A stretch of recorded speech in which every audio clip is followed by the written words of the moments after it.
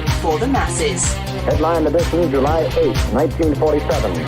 The Army Air Forces has announced that a flying disc has been found and is now in the possession of the Army. If the game is rigged, change the game.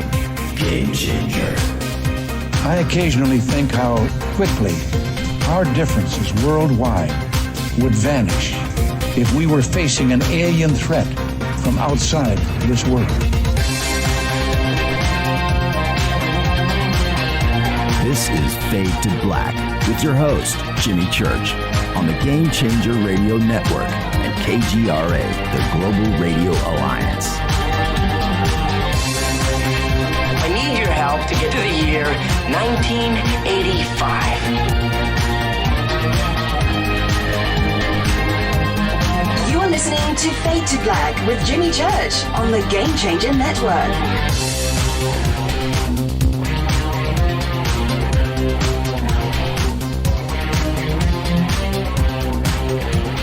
Good evening. Fade to Black. Bespoke radio for the masses. Yeah, man. How you doing? It's Thursday, March 7th, 2019. 66 days into the new year, just 299 days left. That's right. We are live from a bunker somewhere in the middle of beautiful, wet, and rainy Burbank, California. And I would like to welcome everybody listening all around the world, all across the United States. Hither and thither, to and fro, back and forth, up and down, east and west, north and south, far and near. This is Fade to Black for KJCR, the Game Changer Network, and KGRA, the Planet. I am your host, Jimmy Church. What is cracking, everybody? How you doing? It's Thursday. That's right. It's FADERNIGHT. Open lines all night long. Write this down. I can almost stop saying this. The new call-in number is 747-228-2051. That's right. Oops. Oh, I've got to do something really, really fast here. I almost forgot. 747-228-2051 is the new call-in number. Now, all right, where are we at? I kind of want to start here with everybody watching. I'm just going to say this: watching Boarding Benevolence today. I really spent some time, with eyes on it. And it's absolutely incredible. It's just incredible. And I had so much fun doing that. And it's really good. I really would like everybody to go and share it and get it out there. I want to say this. Today we uploaded it, and I want to make this clear to everybody.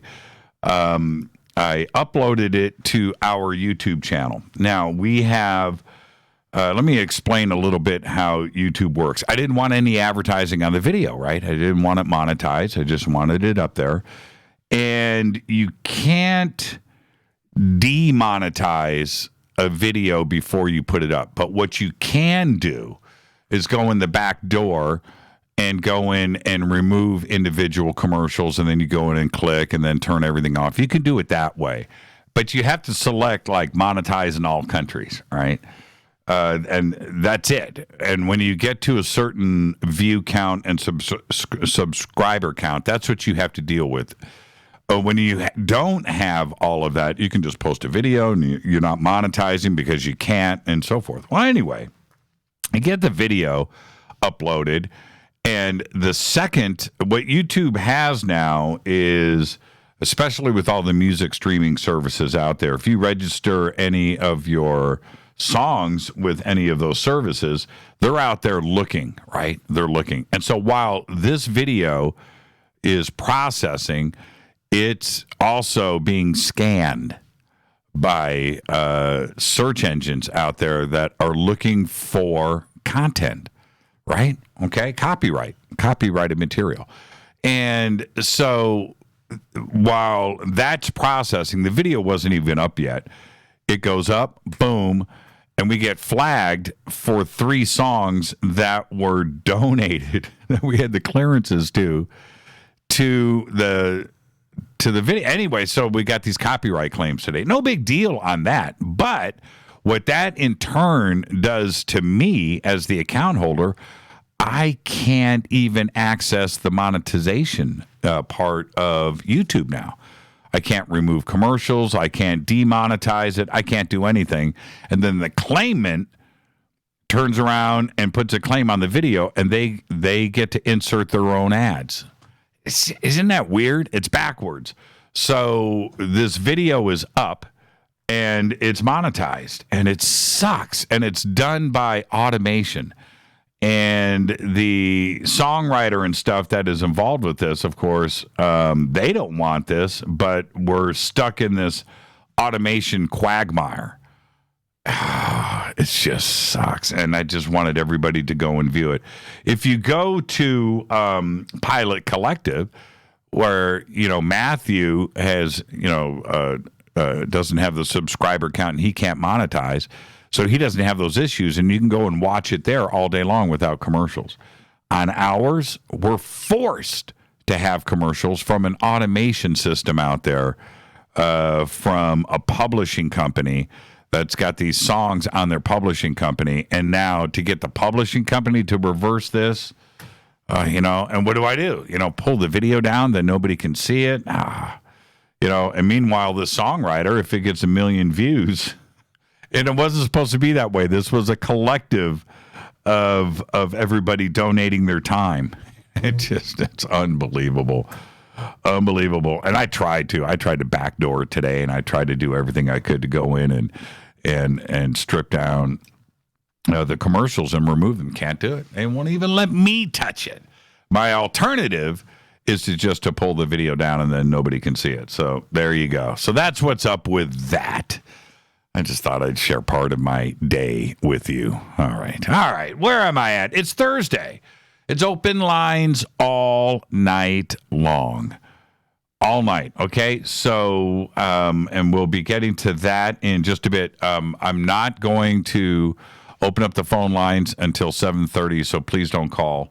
I don't want to deal with that and putting people on hold. So don't do it. If you can hear me right now, don't do it. Oh man, I don't want to see them light up. Don't do it.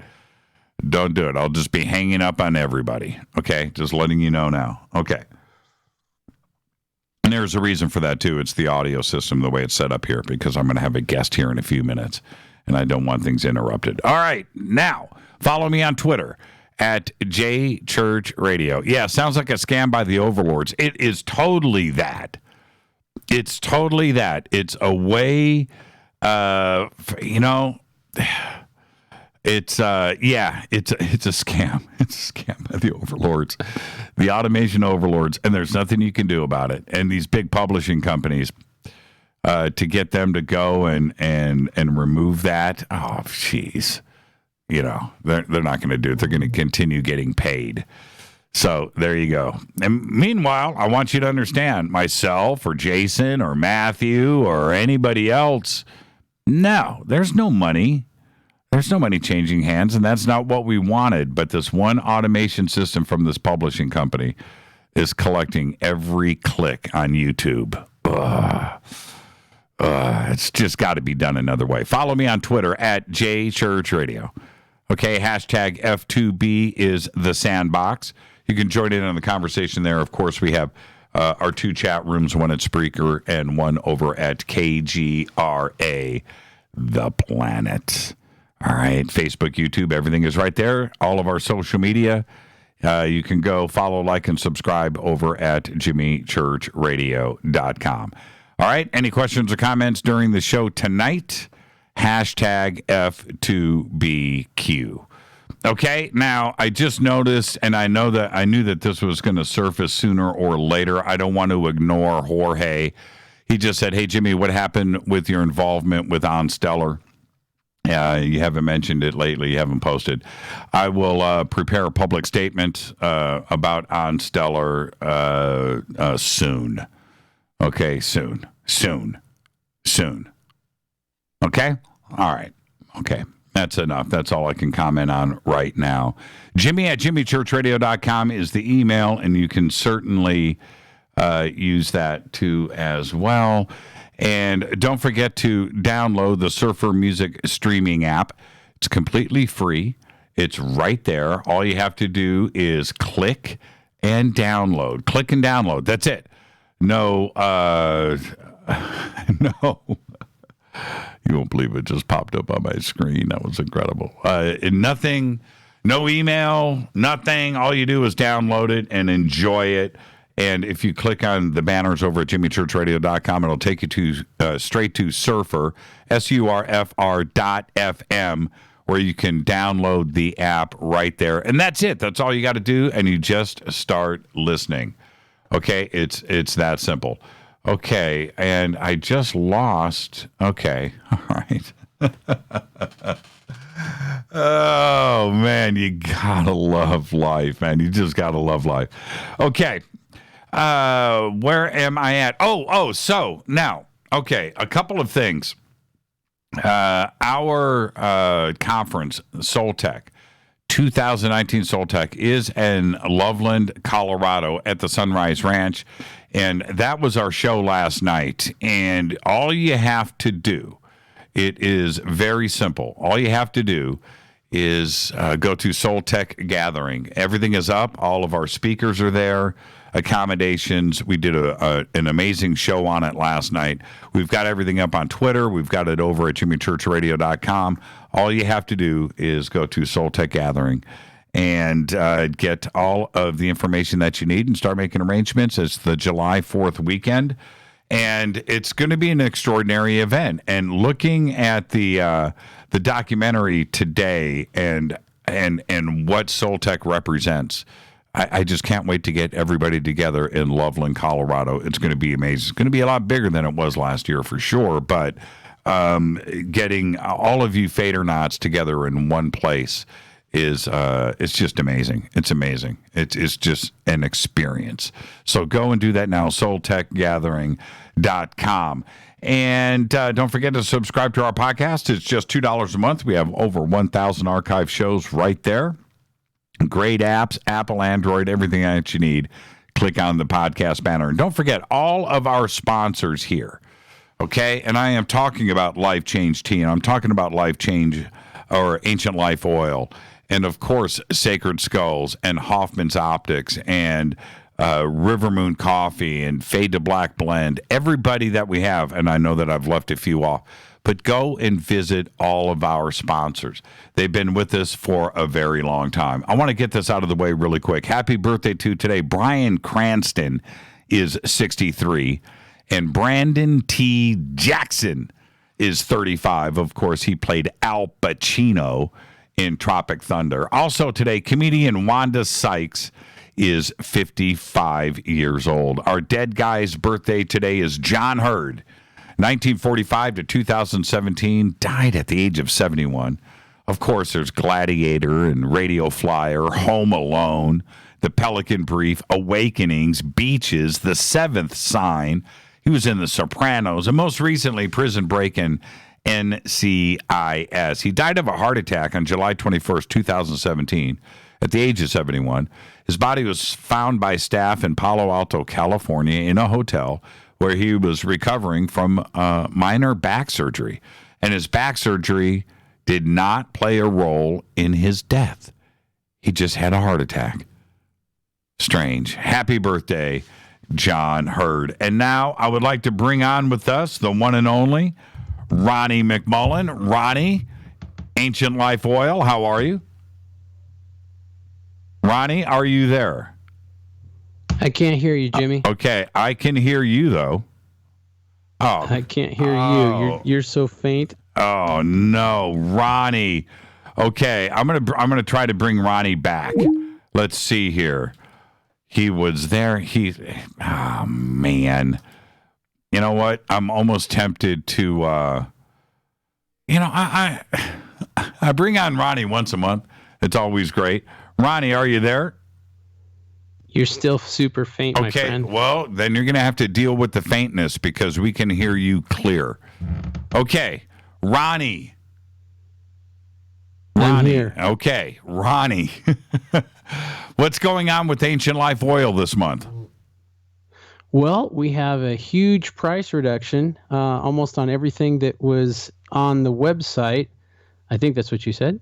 So anyway, yeah, it's really kind of cool. We got a price reduction in the CBD, so we passed it on to our customers. So everything has been reduced, and we feel really good about that. And we still didn't reduce any bit of the quality whatsoever. We're still non-GMO, organic, and that's a rarity out there. So, Ronnie, if you can hear me, is that better? I can now. Okay, you can now. I just cranked it. There's something on your end because nothing changes here every day. But anyway, with the price reduction, how were you able to do that?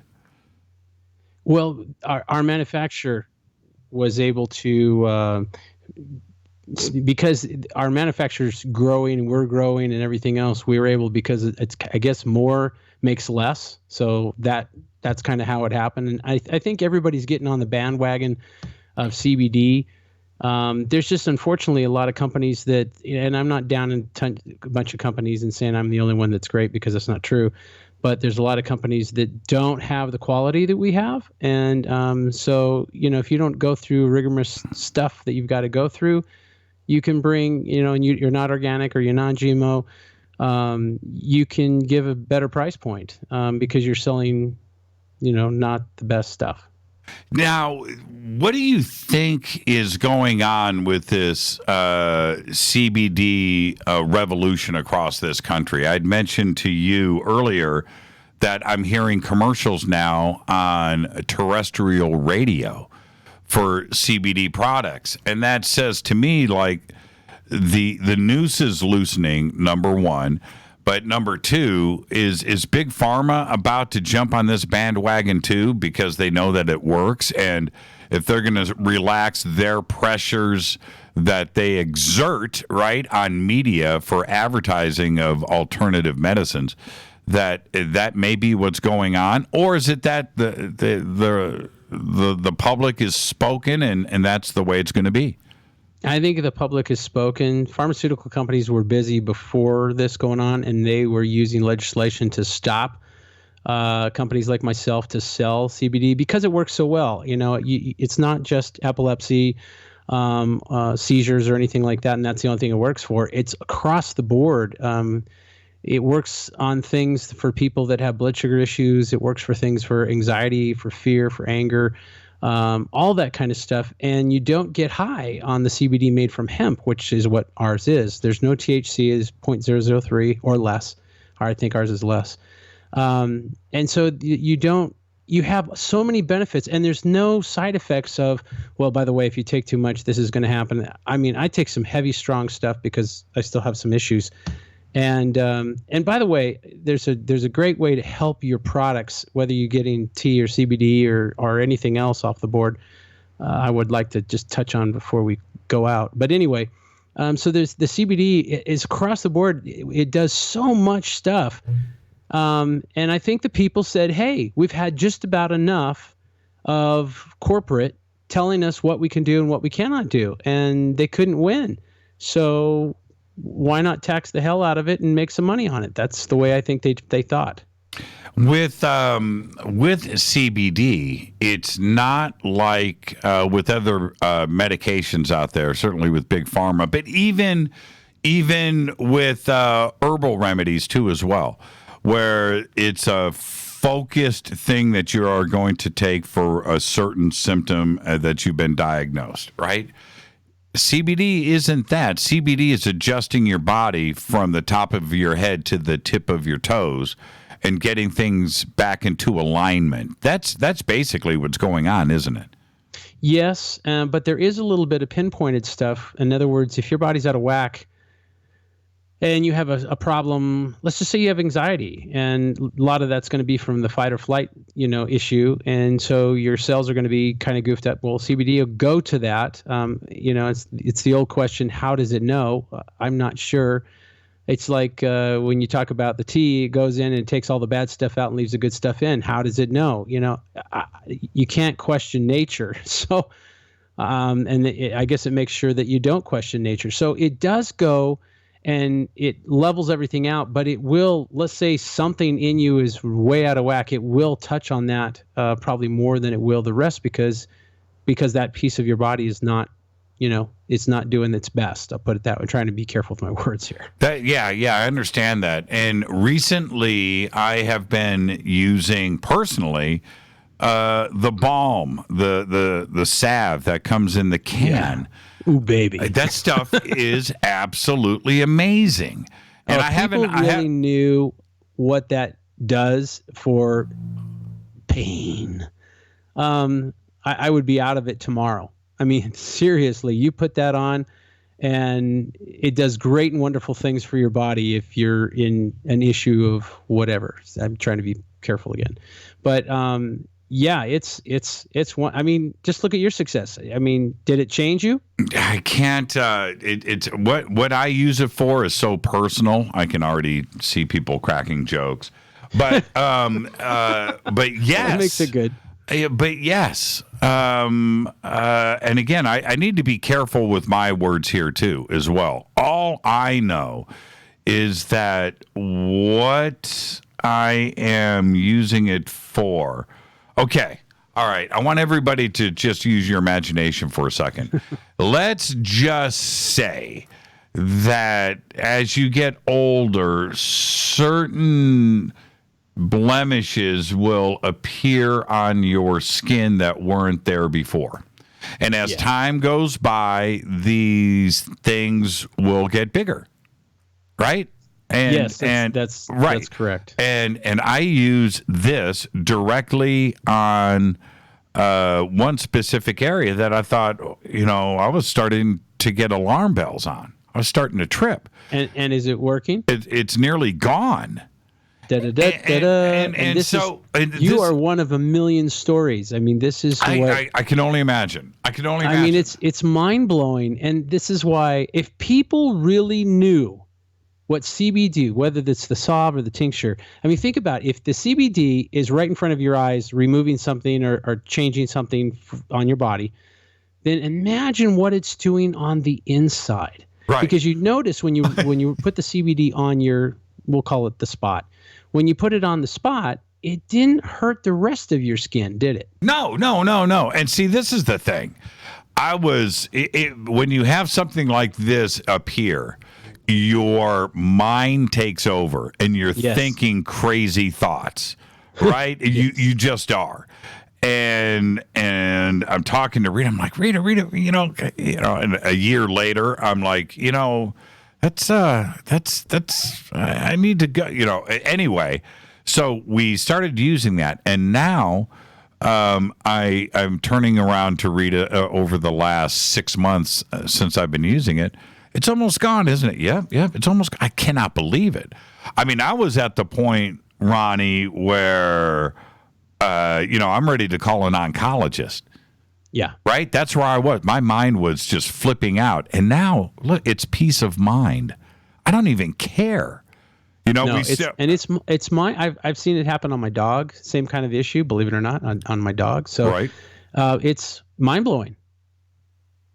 I know that people are going, hey man, they're being evasive. It's just, I don't want being truthful. Yeah, I don't want this show or you or anybody else to get shut down by the man because we went out and said something. So I just want everybody to just use your imagination and check it out, because use your imagination as to what I am saying right now, and then go and get that balm. What's it called? It's just called a salve. Yeah. There's a salve.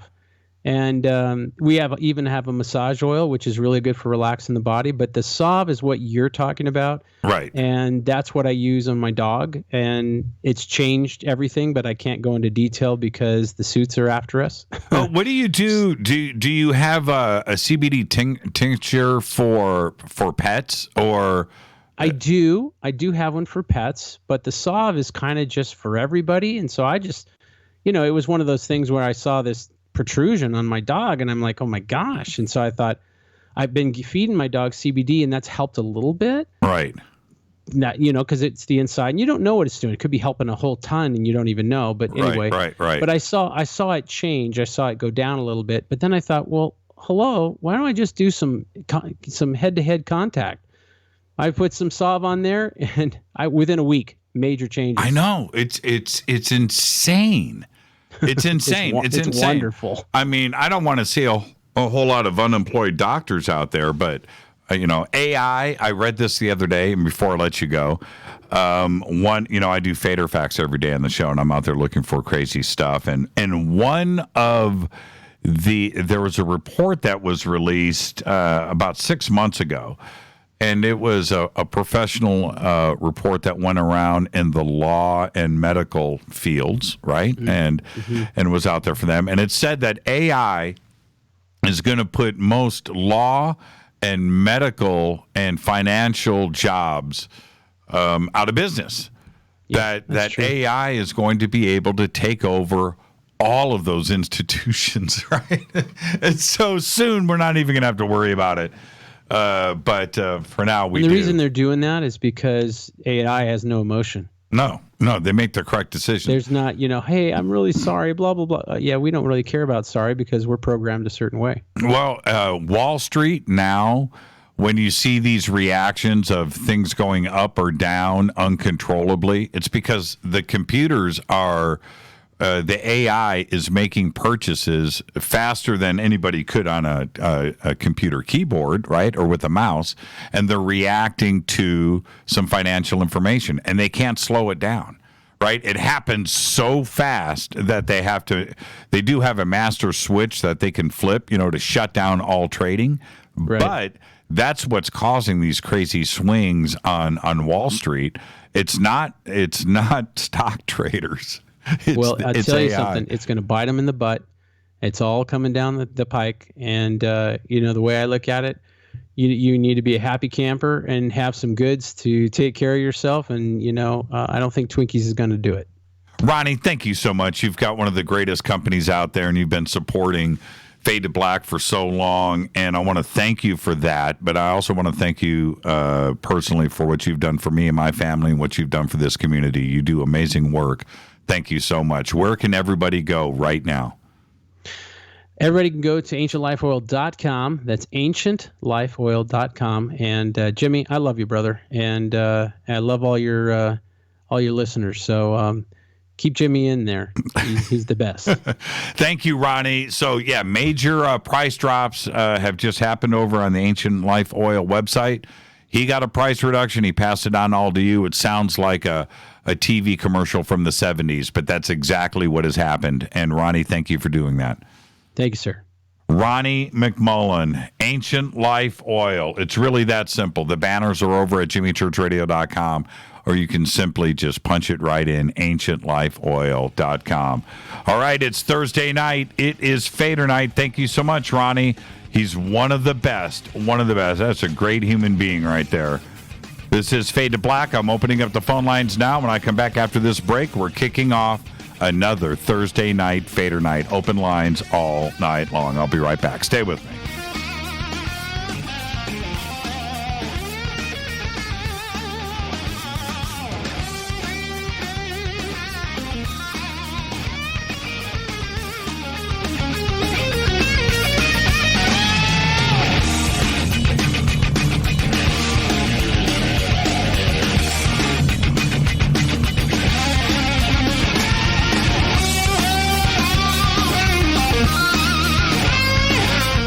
This is Nicole Church, daughter of you-know-who, and you're listening to Fade to Black on jimmychurchradio.com and the Game Changer Network.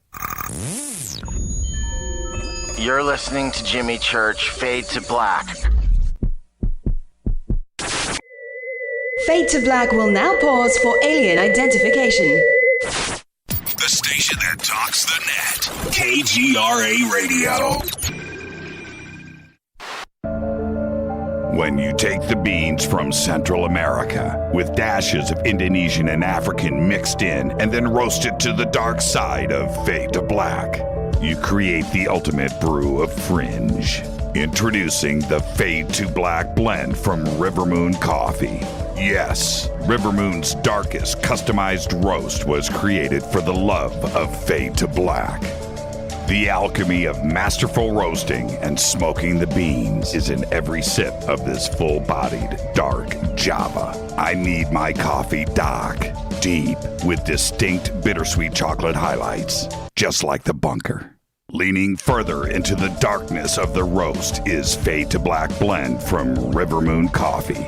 Just click on the banner at jimmychurchradio.com and use the promo code F2BBLEND for 15% off of your order today. Go Beckley Teppy. This is Jimmy Church of Fade to Black, and you can get our podcast for just $2 per month. All you have to do is click on the podcast banner over at jimmychurchradio.com. Hey folks, guess what the number one phrase that Life Change Tea receives by email? You ready? We love this tea. We love this tea. Time after time, week after week, we love this tea. Life Change Tea gives you more energy, a beautiful cleansing, and fulfills its slogan perfectly. The tea that makes you go. So if you want to be on your health game, log on to getthetea.com and order Life Change Super Strength Tea. Packages come in a 1-month supply, and when you brew this stuff, wait until you see the results. Aren't we all about the results? And with a lot of people's health struggling, we can use a little bit of help. Doctors will tell you disease starts in the gut. So log on to getthetea.com. That's getthetea.com. Be our next email saying, I love this tea. I love this tea. Get the tea at getthetea.com. Helping America one tea bag at a time. 9 out of 10 geneticists agree. Fade to Black is not your father's radio show on the Game Changer Radio Network and KGRA, the planet. Do you want to lose weight but have no idea where to begin? The Fast Start Diet, a 3-day weight loss plan, is the answer. 3 days of nutritionally balanced, calorie-restricted meals delivered right to your door. No shopping, no measuring, and no cooking. Everything is prepared for you and ready to eat at home or on the go. The Fast Start Diet has all the amazing benefits of intermittent fasting without starving. We've helped thousands of people who have struggled to reach their weight loss goals. Isn't it time we helped you? With the Fast Start Diet, you'll lose weight and feel great. Find Fast Start Diet on Amazon or go to faststartdiet.com and use promo code TALK to get 10% off your first box. And as a special bonus, Fast Start will include their #1 rated Lipo3 appetite suppressant spray free with your order. This is Jimmy Church. And whatever your diet plans are, do what I did. Go to faststartdiet.com. Hi, this is Rob Reiner from Anvil, and you're listening to JimmyChurchRadio.com.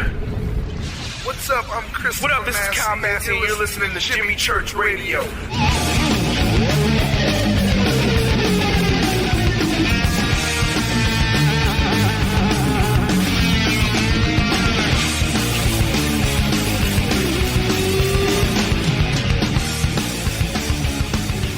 All right, welcome back. Fade to Black. Thursday night, it is Fader Night. Open lines all night long. Call-in number is very simple. It is 747-228-2051. 747-228-2051. So much to talk about, and you know what it is. You know, it's the paranormal, the supernatural, UFOs, time travel, ghosts, life after death, your experiences, your sightings, your contact, anything that you want to talk about. That's what we do on Thursday nights here on Fade to Black. And so with that, let's kick things off. Hi, you're live on Fade to Black. Who's calling? This is Kevin from West Virginia, Jimmy. Hey, Kevin, how you doing, man? Oh, not too bad. Just wanted to talk a little bit about time travel. Okay, that's a good way to kick off the night. Yeah, that starts out. I've always been fascinated with the subject of time travel. As a matter of fact, I want to share a little story dealing with Art Bell and time travel. This was on Art's last show, Midnight in the Desert, and he had come back one night to do open lines after Heather Wade had taken over the show. And I had listened to Art for years and never called in. And I thought, I just had a weird sense that maybe I should go ahead and call in because I may not get the chance anymore. Turns out I was right. But anyways, I was so nervous. This guy I'd listened to on the radio for years, I was finally able to talk to him, and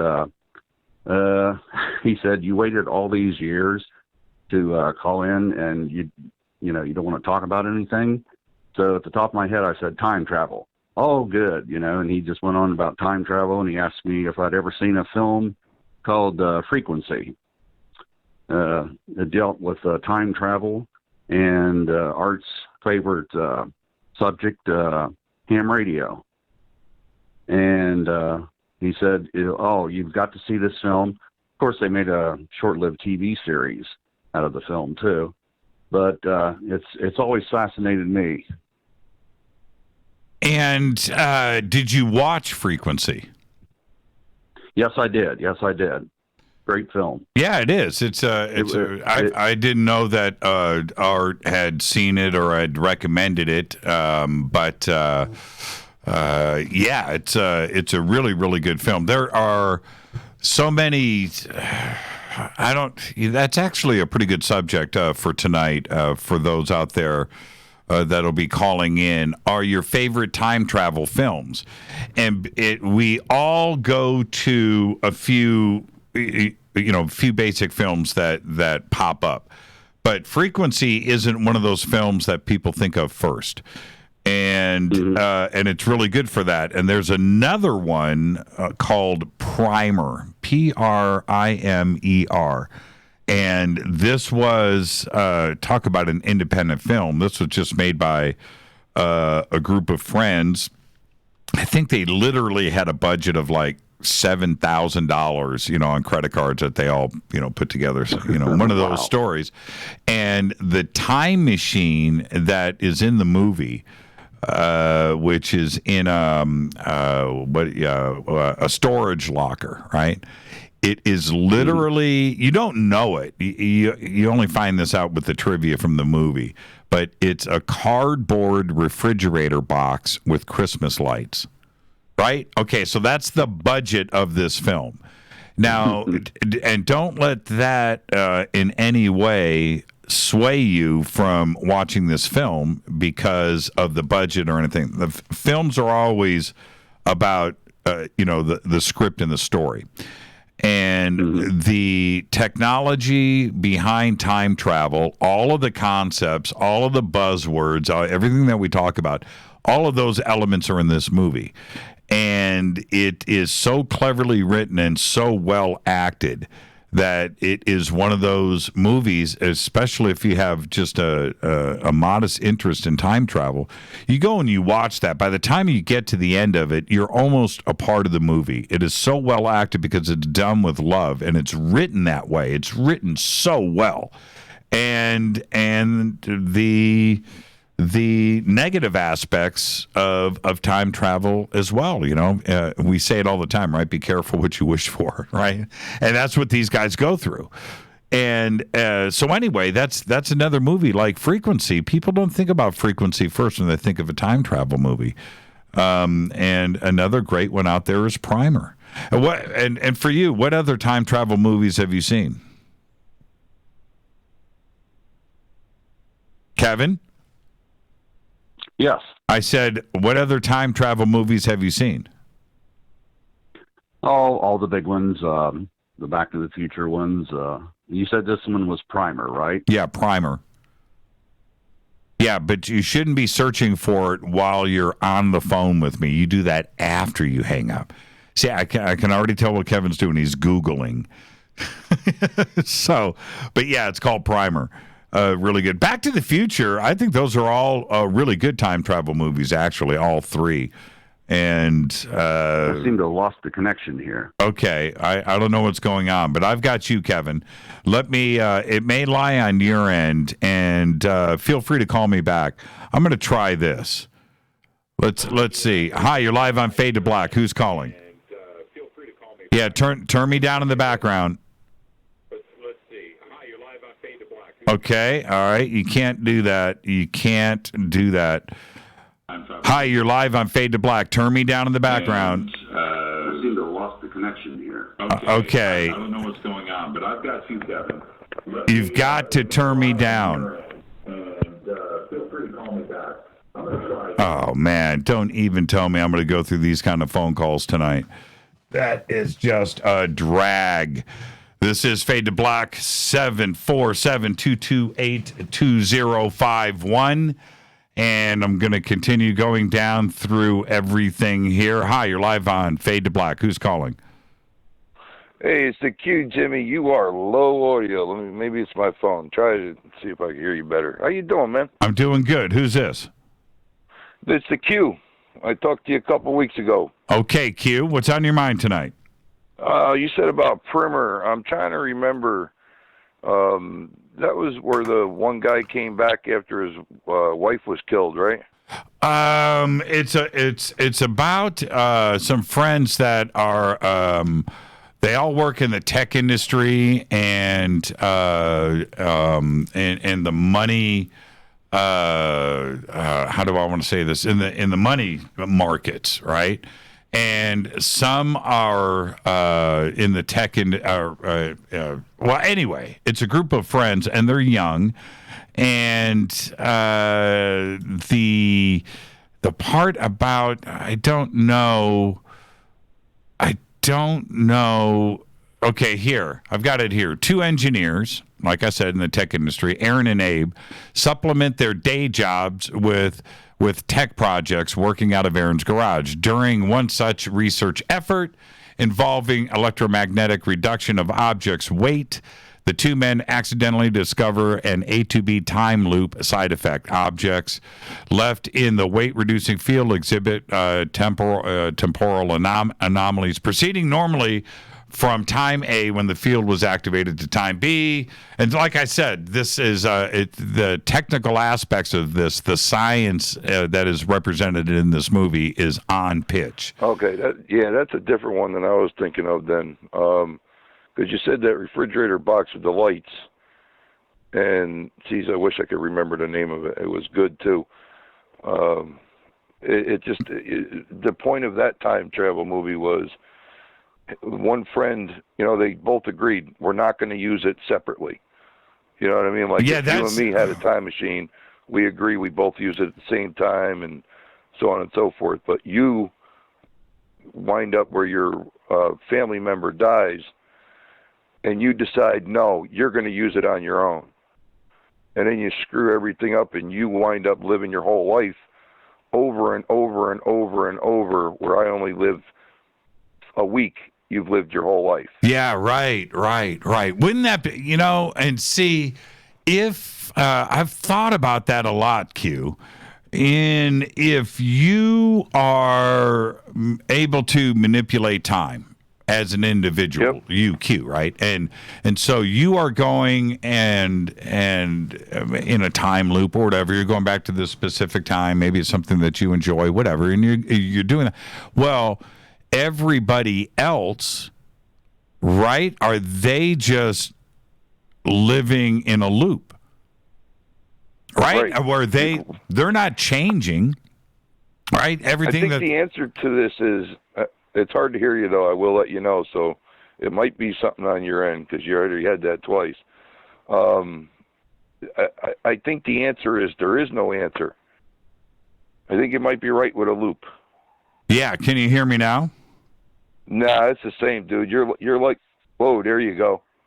It's good? Yeah, now you are. Now you're 10 out of 10, dude. Okay, how's this? Is that better or worse? No, it's you're okay. How do I explain it? All right. Don't worry about it. Tinny side. Okay, you're good. Okay, I can hear you. Okay, so but if that is occurring, and your experiences are different, right? Because you know that and you're going through and changing things, maybe even having fun. But everybody else out there would be living it over and over again, and eventually they may not know it at first. But don't you think after maybe the 50th or 100th time, they were like, man, I've been here before, right? And then that would déjà vu. Right, and that would start to disrupt things and possibly cause a paradox.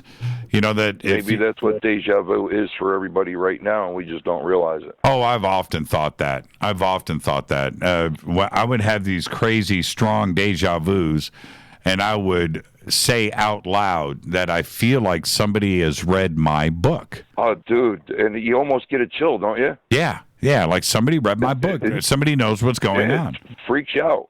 Absolutely. Q, it's amazing. Q, it really is. Q, thank you for the phone call, my friend. Hey, boss, no problem. You be safe out there. Enjoy the rest of your night. And I'm in total agreement on that. I thought about that a million times. What is going on? If you're going through that, would those that are going through the loop, but they don't understand. There's another movie. I'm going to get to it. I'm going to look it up during the break. There's another movie actually that talks about this exact subject, and where they keep going, they've got to fix something, right? And they're going back and whatever. But that the people that in these repeated scenes, the fifth or sixth time, start saying to themselves, dude, I feel like we just did this, right? Didn't we just? And it really gets to complicate things. Let's go back to the phones. Hi, you're live on Fade to Black. Who's calling? Hi, this is Bodan from Toronto, Canada. How are you today, Jimmy? I'm doing good. How are you? Good. I was supposed to meet you at the Conscious Life Expo, and at the last second I had to cancel because of that darn thing we call work. But I was trying to figure out why didn't I get to see you.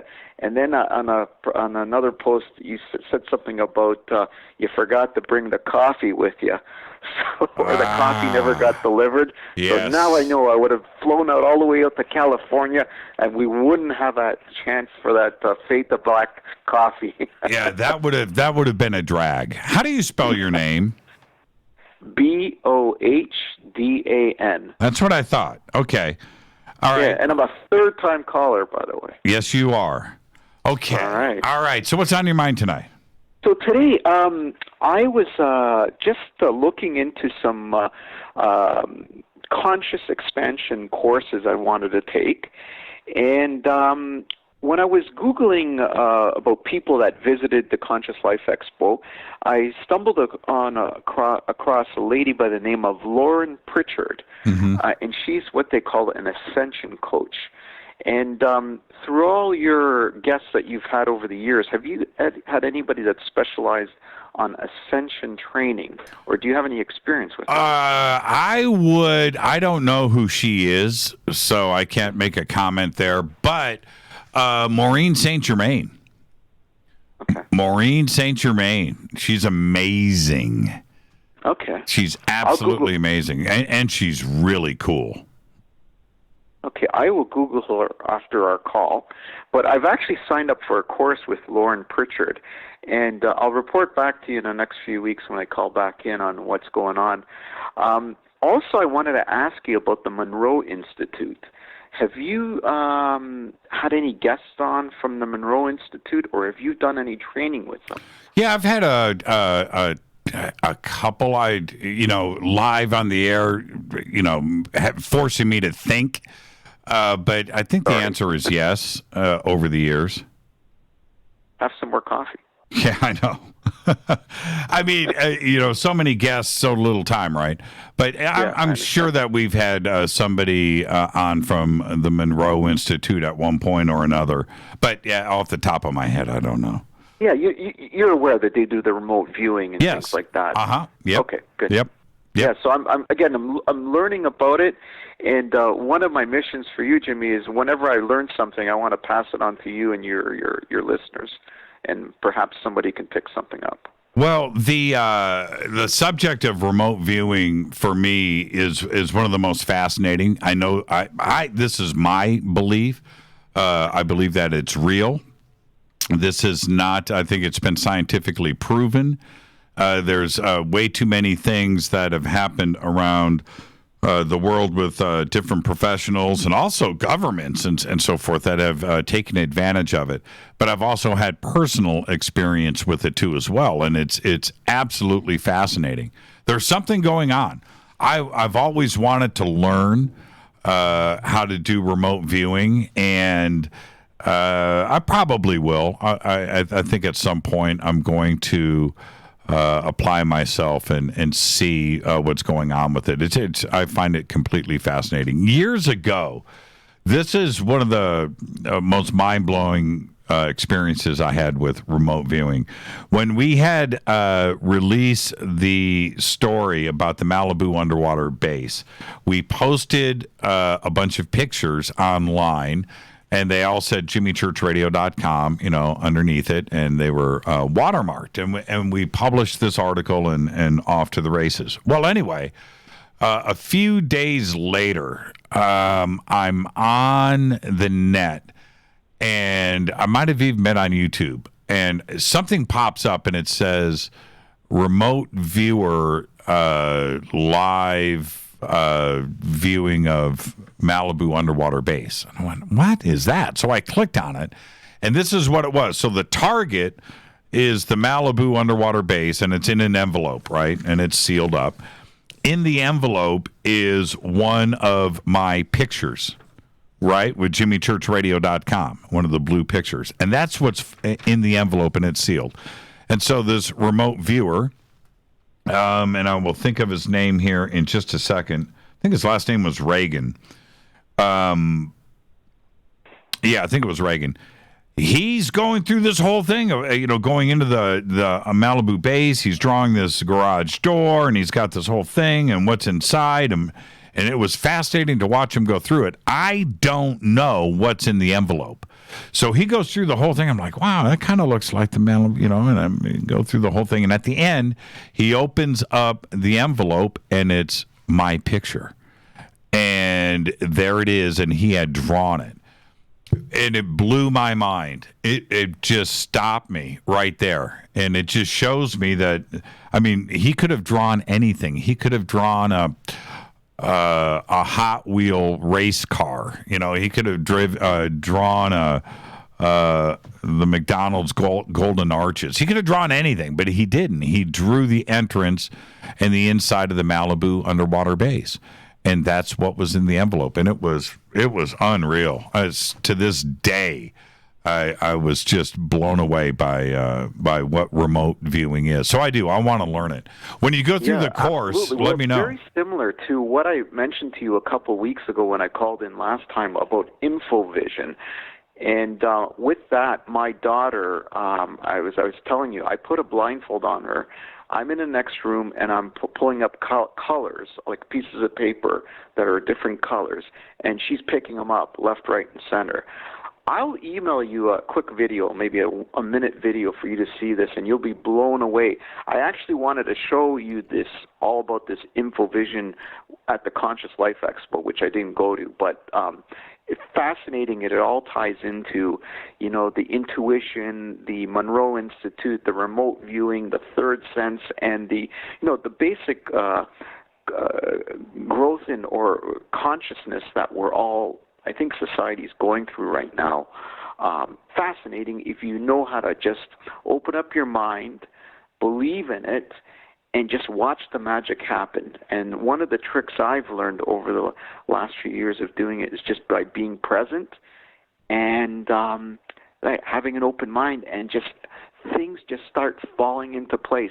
My favorite thing to do is, and my wife and daughter love it, I said, let me pick up a spot when we go to like Costco or so on, And 9 times out of 10, I see my parking spot right there, exactly where I wanted it to be.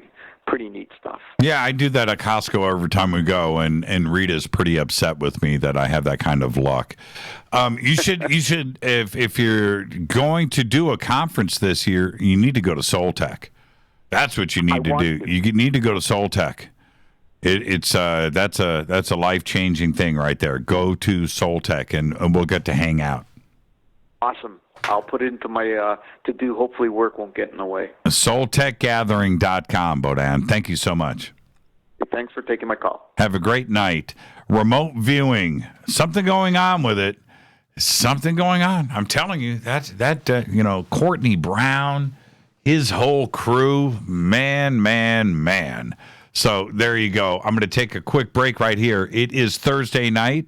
It is Fader night. It's open lines all night long. Yeah, that film was called Primer, Primer.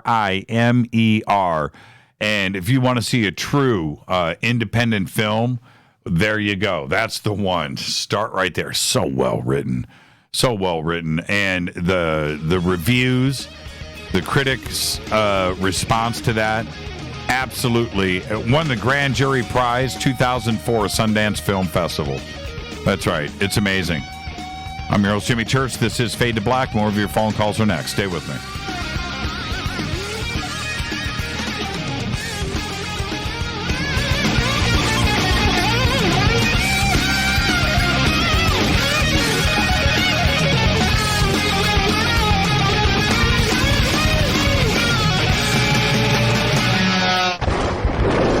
This is Fade to Black with Jimmy Church on the Game Changer Radio Network and KGRA, the Global Radio Alliance.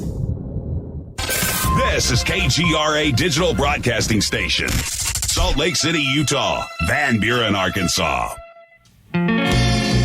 Introducing the new Surfer Music app. Listen, Fade or not, you know I love my music. This is my go-to for all things notes. The Surfer app is a brand new concept in music listening. Surfer is free, providing unlimited access to thousands of live streaming radio stations. Surfer is an exciting, interactive listening experience. Discovery and surprise are built right in. Surfer is your destination to discover and rediscover great live streaming music. It features high-quality audio streams, free access to music from thousands of live streaming radio stations, unlimited listening, unlimited skipping. You get a music visualizer, and you can also select your favorite channels. Get it at the Apple App Store or Google Play. Just search Surfer Music or click on the Surfer banner at jimmychurchradio.com. Go Beckley Tappy. Folks, this is very important information. What's to be said about CBD? AncientLifeOil.com. Our CBD is made from hemp and has 0.003 THC, which means this wonderful product won't get you high, no matter what amount you take. What does CBD do for the body? My hands are tied. But you can Google CBD benefits and be astounded. When you're finished reading, you'll want to log on to AncientLifeOil.com. That's AncientLifeOil.com. And purchase. Life is good when you feel good. People are tired of pain. People are asking for non-GMO organic products to help them with, you fill in the blank. Legal in 49 states, and again, our CBD is made from hemp. Ancient Life Oil is about helping people one by one by one. If you wonder how good the product is, the CEO takes it every day without miss. AncientLifeOil.com. That's AncientLifeOil.com. Have a great day. You're listening to my main man, Jimmy Church, on jimmychurchradio.com.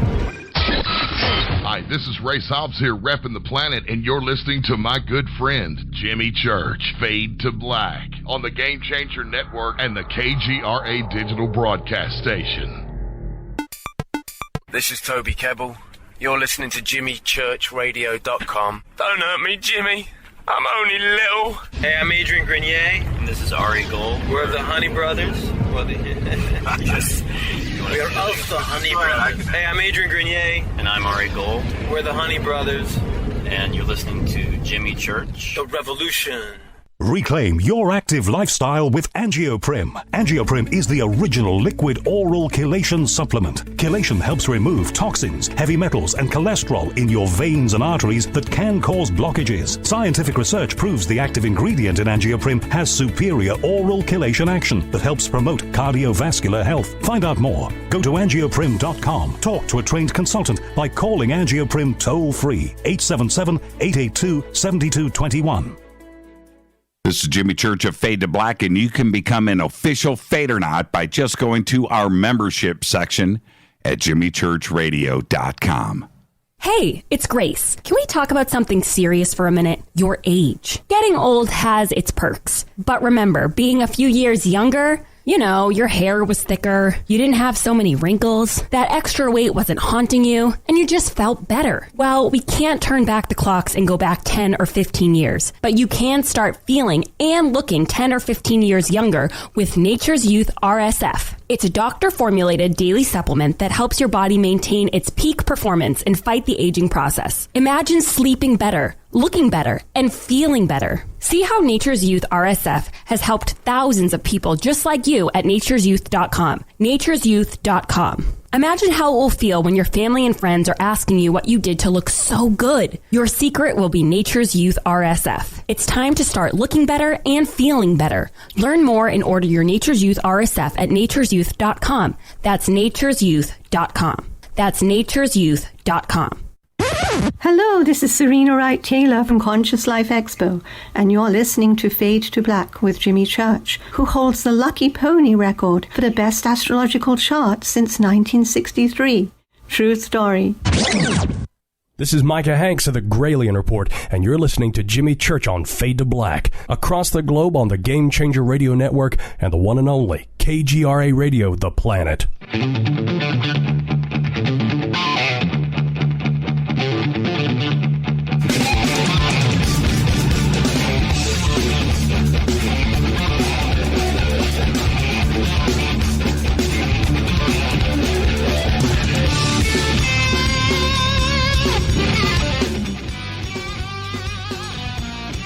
All right, Fade to Black. I am your host, Jimmy Church. It's Thursday night. It is Fader Night. Open lines all night long. Let's get straight back to the phones. Hi, you're live on Fade to Black. Who's calling? Yes, hi, Jimmy. My name is Roy, and I'm calling from Los Angeles, California. How you doing, Roy? I'm fine. How are you doing tonight, Jimmy? It's Thursday, Roy. What do you think? It's amazing. Oh, yeah, definitely. I'd like to ask in general. But anyways, I'll cut the chit-chat and got something to share with you, actually, Jimmy. May take a peek of your interest.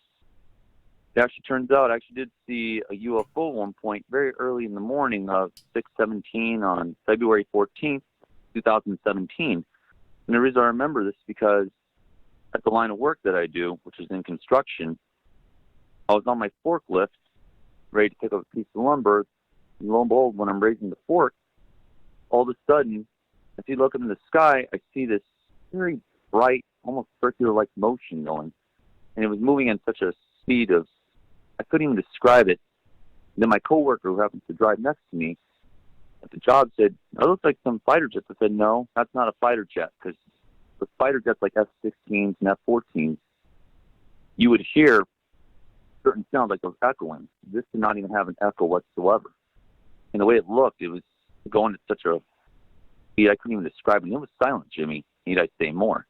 And I actually did take video recordings of it, and I actually have it posted on my Twitter page as well as my Facebook as well.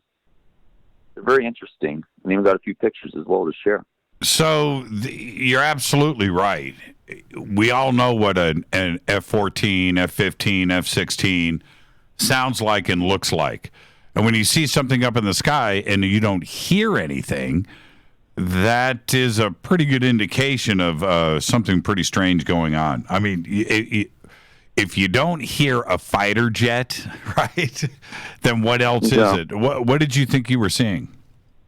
Honestly, I thought I saw a UFO right then and there, Jimmy, and I know that for a fact that I guess everybody on this planet is not alone, and I knew it. Of course, my coworker, not to discredit him, of David, his upbringing, and I guess having a hard time, or you would say not really wanting to accept that, but that is him. And I just knew for myself it was a UFO. And I thought, you know what, this is a once-in-a-lifetime opportunity to get some type of footage of it.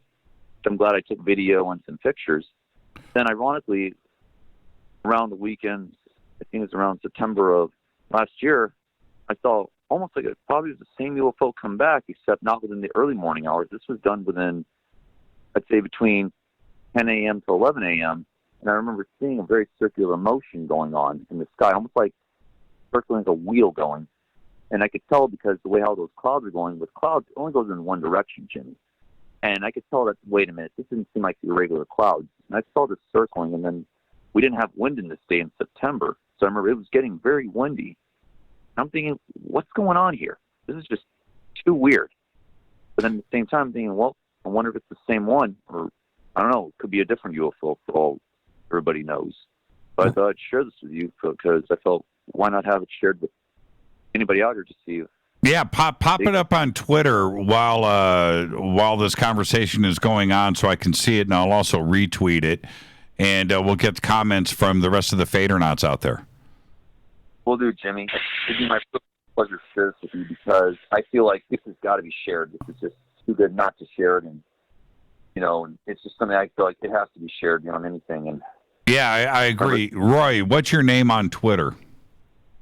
I'm under Dark Crow Warrior, DARK, capital D, BROW, capital C, and it would be Warrior, W, capital W, ARRIOR. Okay, and use the hashtag F2B, okay, so I can see it. Will do, Jimmy. I'll get right on that. All right. Thank you very much. Thank you for the phone call, Roy, and I can't wait to check it out. Well, thank you very much, Jimmy. Have a wonderful night, sir. Yeah, you too, man. Great phone call right there. Thank you for that, Roy. Right here in Los Angeles, too, as well. That's the cool part about all of that. And let me continue to line things up here. I'm just going to take the opportunity here to do this in between calls. So I'm putting everybody on hold. Don't freak out when it goes silent, okay? Don't do anything. And I'm going to answer everything in order. Let's go here. Hi, you're live on Fade to Black. Who's calling? This is Lafayette, American Time Militia. How are you, Lafayette? How you doing, Jimmy? Go Blacky Tempe. I'd like to talk about the zodiacal dating on all these ancient megaliths, like the Vulture Stone at Go Blacky Tempe. Okay. Like what? I'm interested. All right. So the academics date it at 10,950. Yes. BC. I'm saying the actual date is 10,944. Why? Almost exactly half a precession from the Vril spaceship attempt from Antarctica to go to Aldebaran in 1944. Notice how the numbers are almost exactly the same except for a zero, and they were trying to go to the bullseye. Okay. It's like they're making it. It's like the aliens are making a joke at us. It's all there. It's always there. You're living right next to a major base. Yes. Yes. But where did you, unless I just missed it, where did you come up with how did you come up with such a specific date?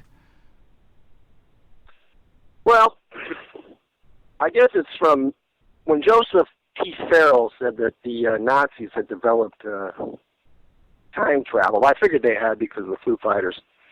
I decided that, I just started looking at harmonics, half a precession, a quarter precession throughout history for any kind of information. And look what happens at 10,900. You got a great, huge fireball over North America. Now, here's another thing. You probably never heard this one either. This great, huge fireball is known to the academics. They can't really explain it. It's probably a huge, huge, huge comet hitting just like the 1908 comet hit. Causes a huge fireball. This is probably some kind of a time collateral side effect of the Vril spaceship trying to go. Basically, I use probability thinking. I picked it up from studying UFOs. I used to study back in the 80s until, a lot of dead bodies started appearing around me because, this is a very repressed subject. So I use that all the time now. It's a great way to think. I always, I don't assume anything. Everything's a probability. So I assume that the people who found these UFOs in Antarctica, based on the Pyrenees map, the river mouse, didn't know how to fly them. So I'm going to assume Murphy's Law, they made a mistake, and they screwed up, and that's what's causing that huge, I think it happens every half a perception. You can go back through all the astrological dating and compare it to Charles Hapgood's pole shifts. Yes, it causes the pole shift. This is the pole shift of 10,944. This is what, what's it, Corey Good talks about, where he sees the frozen aliens down in Antarctica. This is time war. Someone's dropping huge comments on us on a regular basis to knock out different alien groups. Probably just like we have wars on our planet, there's probably wars across the timeline. And that's what it is. This is timelines, not a single timeline. We're getting aliens from all over multi-dimensions showing up. I could buy into that.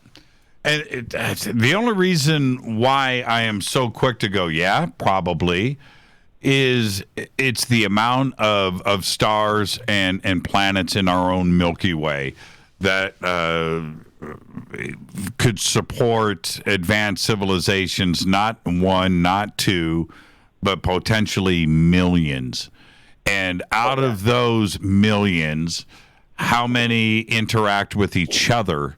Now, look, we only have the ability to go technical, radio, television, reaching out to the stars, and of course, radio telescopes and things like that in the last 50 years. You can push it to 100, but we weren't, doing things very advanced back in 1910, 1920. But now, today, we have the ability to do that.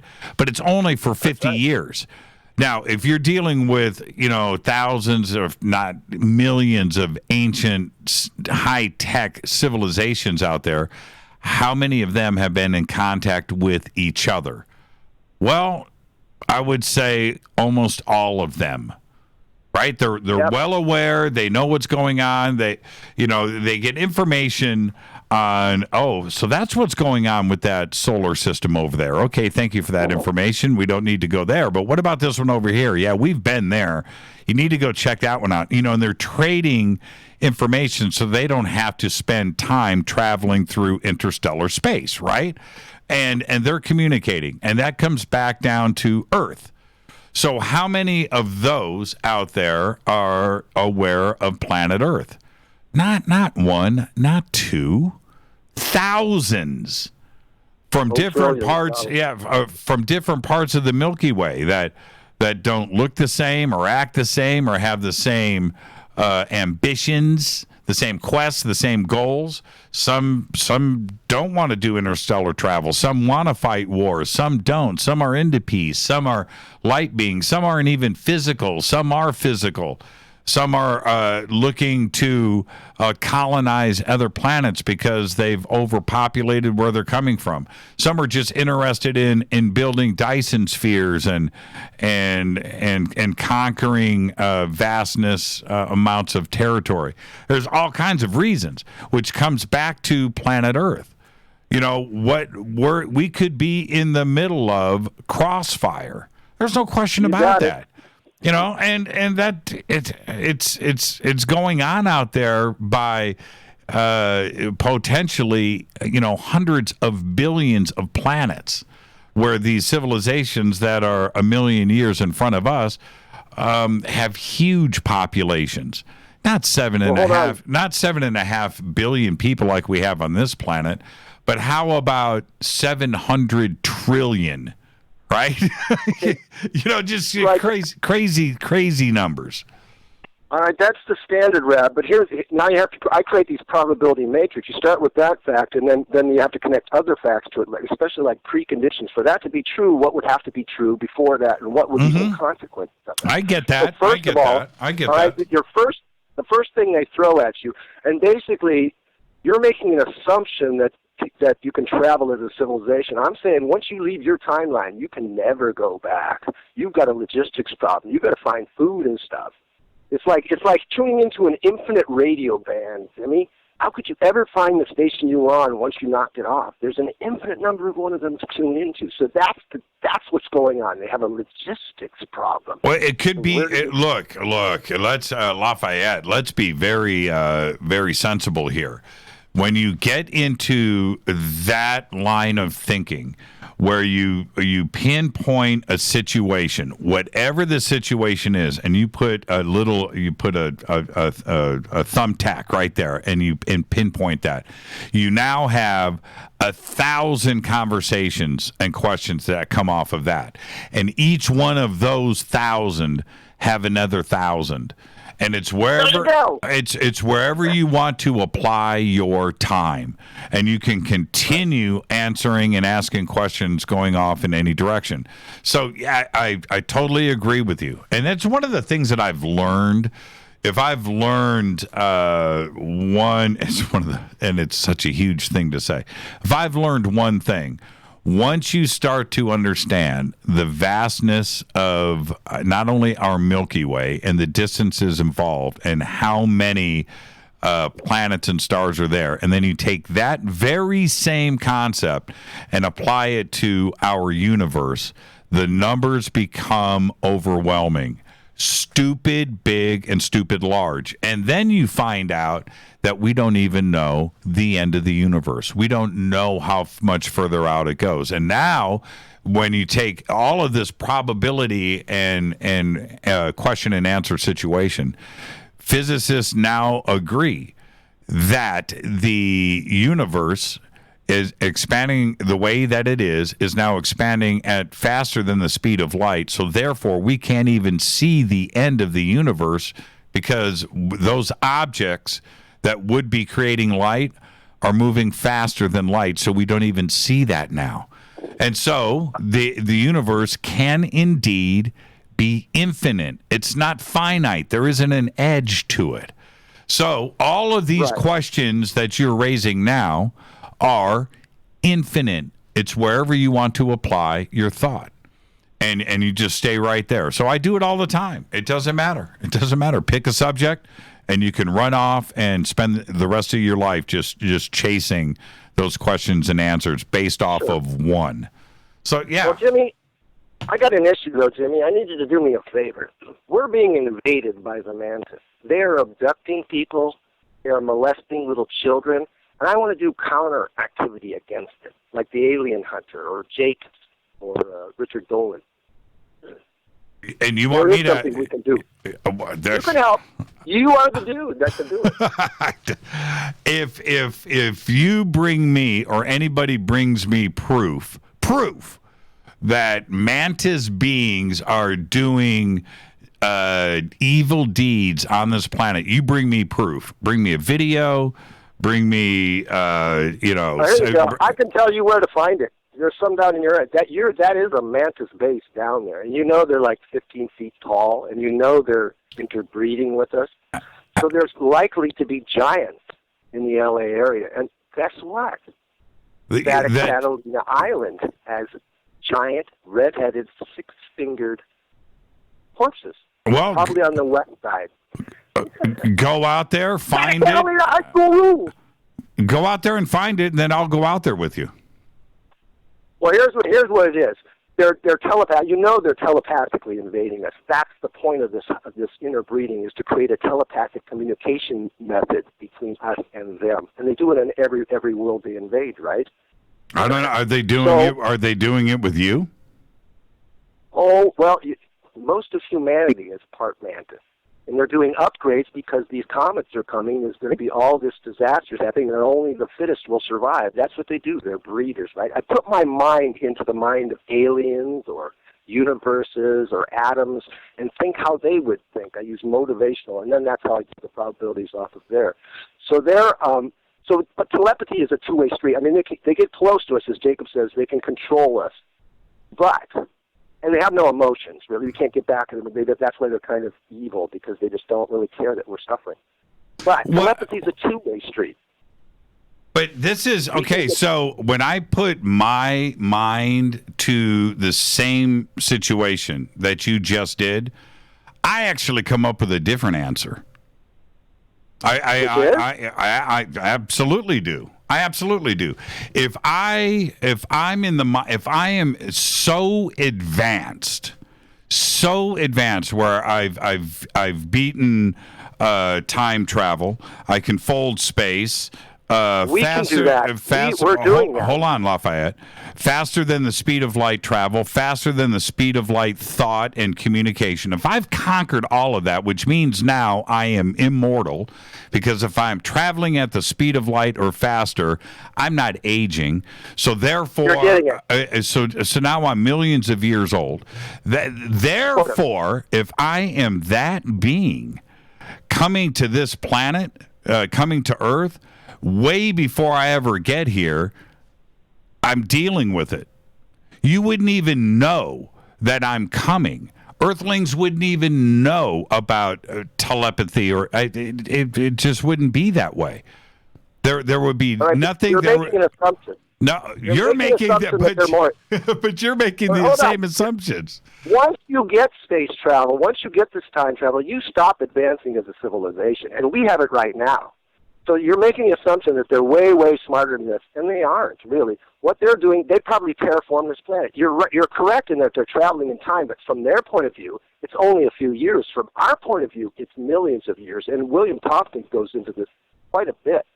In fact, where's the space ark? The moon is the space ark. That's a surveillance vehicle above us. So anyways, the way to fight back at them is the abductees are the weakness. That's where they're creating the telepathy, through the abductees. The abductees have contacts because they're cloned.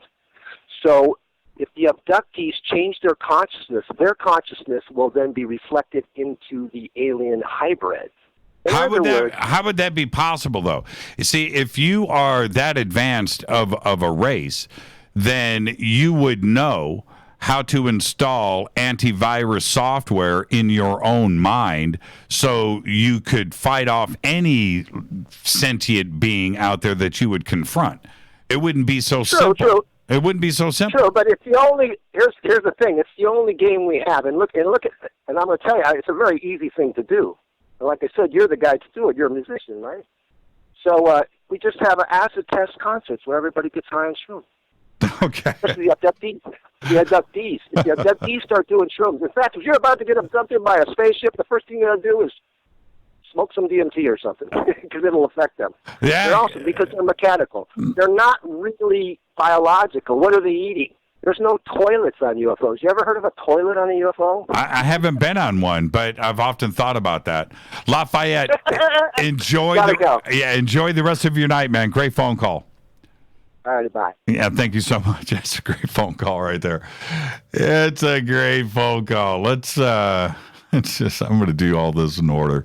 I want somebody to top that. Hi, you're live on Fade to Black. It would be so simple. Hello, okay. Jimmy? Yeah, turn me down. Who's this? This is Tarita. Oh, I was listening to you, and it was still going. So That's okay. That's okay, Tarita. How are you? Hi, how are you? Are you going to top that phone call?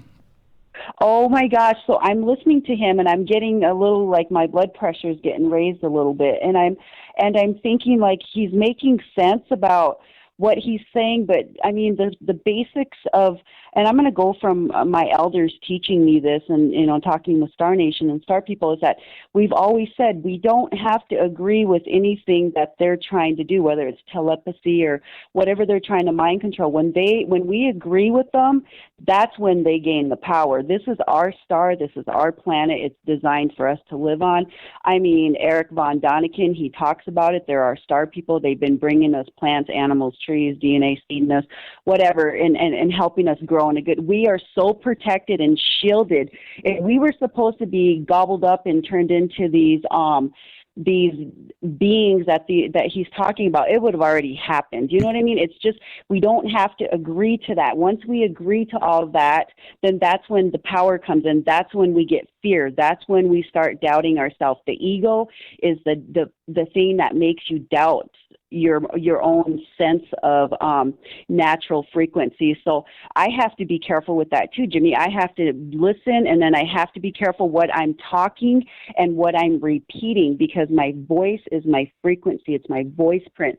So whatever I'm sending out, I have a lot of influence on people. I don't want to influence them and make them get all scared and put fear in them. So I try not to pass that kind of information on. I listen to it, I digest it, and I'm like, okay, some of it's clicking, some of it makes sense, but I don't agree with that, and I'm not going to feed into it. But I really called for you.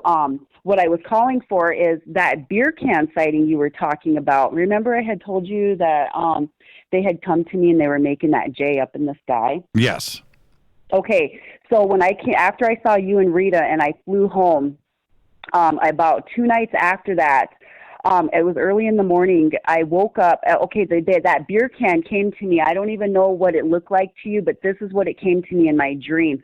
Was that it was a can. It wasn't even a can. It was like it looked like a barrel, like an oil barrel. It's the only way. It was a dark, dense can looking, and it had lights spinning on the top of it, blinking. There was some in the middle, like where there's a rivet, and then there was some on the bottom. And I was under this tree, and I saw it coming down. And in my dream, I'm like, what is that? And then I come out from under the tree to look at it again, and it's right there in front of me, and I got scared inside. When I'm having these messages, they're not really dreams, but because I'm fully awake in them, so I try to stay in them as long as I can until I get scared, and then I pull myself out. But I came out from under the tree, and I looked up, and I saw it, and I was like, oh, in my dream, I was like, I've only got, Tarita, I've only got 2 minutes. How big? So anyway, quickly, what I'm telling you is that it turned into, these lights started blinking, and then all of a sudden these blue orbs started falling off of this can, Jimmy, and they shifted into like humans. Like when you look in a reflection and you can see your reflection, that's the kind of humans they shifted into, Jimmy. And they and I looked over at him, and I'm like, oh, you guys are Jimmy's people? And I was like, you guys are the ones that have been making contact with me for Jimmy. And these little things, they were like jumping all over. Their frequency was like, yeah, like we're for Jimmy. And then I pulled myself up. I woke up, and I'm like, oh my God, I got to tell Jimmy. I got to call in, and I got to tell him that I had communication with these things. I don't know what that means, but I'm just telling you that there's you have some kind of a powerful telepathic communication with these orbs or whatever they are, and they're definitely protecting you. They're watching you, and it was so nice to meet you guys. I'm so grateful that I went there to go meet you and Rita, and that was my mission, and I took off and I left. And yeah, it was cool. It was cool. Then the next time you make contact, get their shirt size, will you? let them know that I've got let them know that I've got some special stuff that I want to hook them up with. I'm not kidding either. I'm not joking around about that. Tarita, it was so great to hang out with you. You're so special and so cool. Oh, thank you. And thank you so much. And hearing you on Thursday night's the best. Thank you so much. Enjoy the rest of your weekend. Thanks for taking my call. Just so you know, you're watched and you're guided, so you got it all. You're in full control. Don't worry about it. You got this. Thank you, Tarita. Behave. All right. Thanks, Jimmy. We'll talk to you soon. Talk to you. Tarita, and yeah, it was very special meeting her at the Conscious Life Expo. And right now, I am going to take a break. It is Thursday night. It is Fader night. And if you are on hold, stay right there. I am going to get to everybody. Area code 718. You're up next after the break. Stay with me.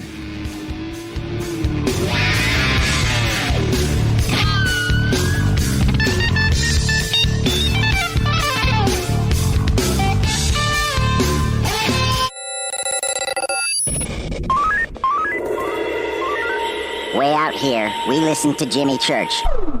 You're listening to Fade to Black. Always on the edge of the hottest alternative talk. Jimmy Church with Fade to Black. KGRARadio.com. ¿Qué tal, mis amigos? Yo soy Mario Carson, el tiburón, y los invito para que escuchen a mi buen amigo Jimmy Church Radio. ¡Claro que sí!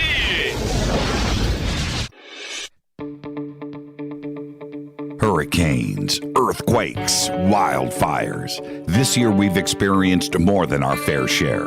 This is Jimmy Church of Fade to Black. And last month I decided to make sure my family does not have to worry about food should we get caught in a real emergency situation. Introducing Numana, a healthy, storable product that tastes so good that you'll want to eat it every day instead of just during those times of duress. All Numana products have a 25-year shelf life, are MSG and GMO-free, no preservatives, and are made in America. With the Numana pack in your home, you'll be able to sleep at night knowing that you've protected your family. Not only have I tasted and tested, I own it. Now you can too. Just click on the Numana banner on JimmyChurchRadio.com and use the promo code Jimmy when you order. In addition to a discount, we'll send you an autographed Fade to Black t-shirt. Seriously, go Beckley Teppy. Do you want to be an official FADERNIGHT? Of course you do. This is Jimmy Church of Fade to Black. Just go to our membership section at JimmyChurchRadio.com. Introducing the new Surfer Music app. Listen, FADERNIGHT, you know I love my music. This is my go-to for all things notes. The Surfer app is a brand new concept in music listening. Surfer is free, providing unlimited access to thousands of live streaming radio stations. Surfer is an exciting, interactive listening experience. Discovery and surprise are built right in. Surfer is your destination to discover and rediscover great live streaming music. It features high-quality audio streams, free access to music from thousands of live streaming radio stations, unlimited listening, unlimited skipping. You get a music visualizer, and you can also select your favorite channels. Get it at the Apple App Store or Google Play. Just search Surfer Music or click on the Surfer banner at JimmyChurchRadio.com. Go Beckley Teppy. So, you love talk radio? Then you'll love TalkStreamLive.com. TalkStream Live is always on, 24/7 with the best streaming talk shows. Find your favorite talkers and discover some new ones. It's free, readily available online or on mobile with any smartphone or tablet. Finding your favorite talk shows all in one place has gotten a whole lot easier. Just go to TalkStreamLive.com. Be sure to download the free apps from Google Play or the iTunes App Store. You listen to us, and we listen to you. And so does the CIA. KGRARadio.com. If you have hard water, the lime scale not only leaves white spots, it clogs pipes and breaks down appliances, costing you hundreds of dollars in energy and wear. Eliminate lime scale and other water issues like brown staining and bad odors with HydroCare water products, available from Wave Home Solutions. Wave's affordable water systems don't use salts or chemicals. You'll love the way your water tastes, smells, and looks. Satisfaction guaranteed. For more information, go to bestwater123.com. That's bestwater123.com. Are you intrigued by Paranormal Talk Radio? You'll love the new Paranormal Radio app from TalkStream Live. You'll find a great selection of talk shows covering UFOs, ghosts, strange phenomena, and much more. Download the Paranormal Radio app now and start listening to the very best in paranormal talk entertainment, including the network you're listening to right now, the Paranormal Radio app, free in Google Play and the iOS App Store. You are listening to Fade to Black with Jimmy Church on the Game Changer Network. Oi, oi, I'm Reese Evans. You're listening to Jimmy Church. This is Revolution. The revolution will not be televised. The revolution is on radio. Ciao.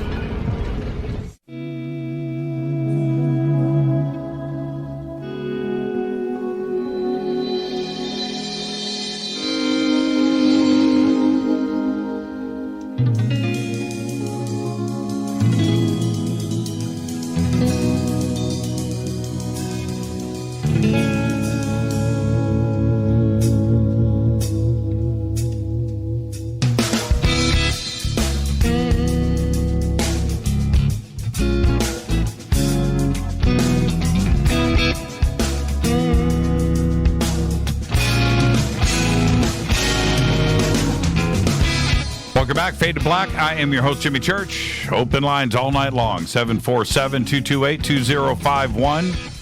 What is on your mind? Started off with time travel. You never know on Fade or Night where this goes. And with that, let's go straight back to the phones. Hi, you're live on Fade to Black. Who's calling? You got to turn me down in the background. 3, 2, 1. Bye-bye. You got to be ready to go. You got to be ready to go. Just like this next caller. Hi, you're live on Fade to Black. Who's calling? You're live radio. You got to love it, Jimmy. Yes. Who's this? This is Kevin again. Okay, Kevin, you got back through. Yeah, I got back through. Yeah, the lines are insane. Good calling there, Kevin. Okay, so back to where we were, really quick. Okay, we were talking time travel. Yeah, it's on you, Kevin. You called me back. Remember? Yeah, it's on me. I know. I called you back. Yeah, you were talking about some other time travel movies. Of course, I mentioned I think the Back to the Future trilogy. You know, one of the most popular. There are so many films out there that deal with time travel. Some of them are real subtle. That's just it's just something that like I said when I called Art Bell. It's just something that always fascinated me.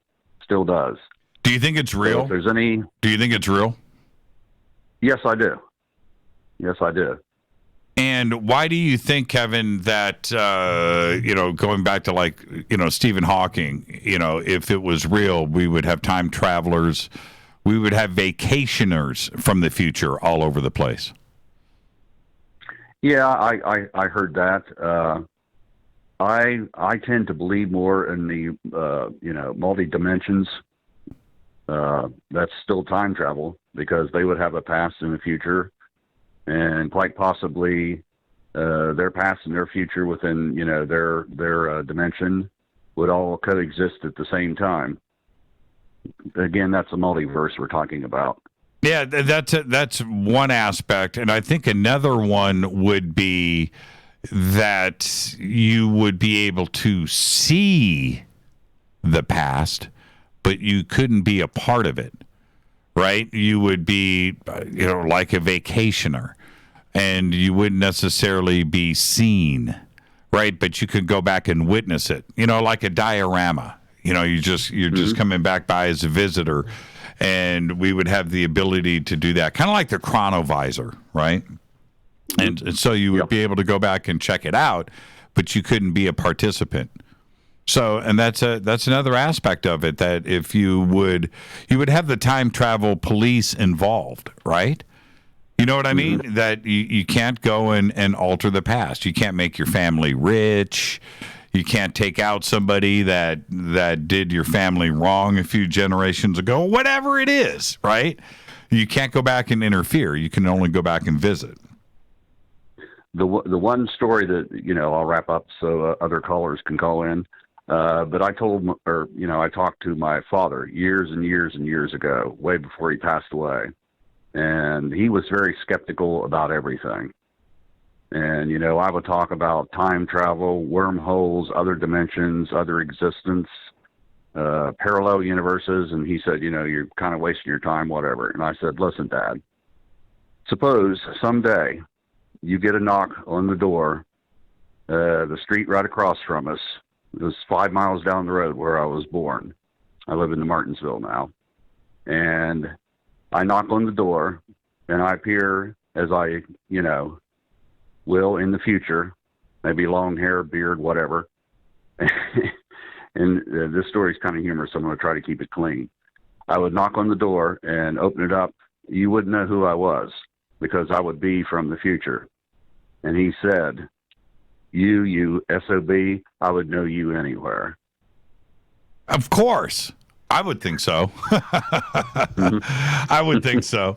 Kevin, thank you for the phone call, my friend. Yeah, thanks for letting me call back, Jimmy. Yeah, you got it, Kevin. Night. Yeah, you too. You too, absolutely. And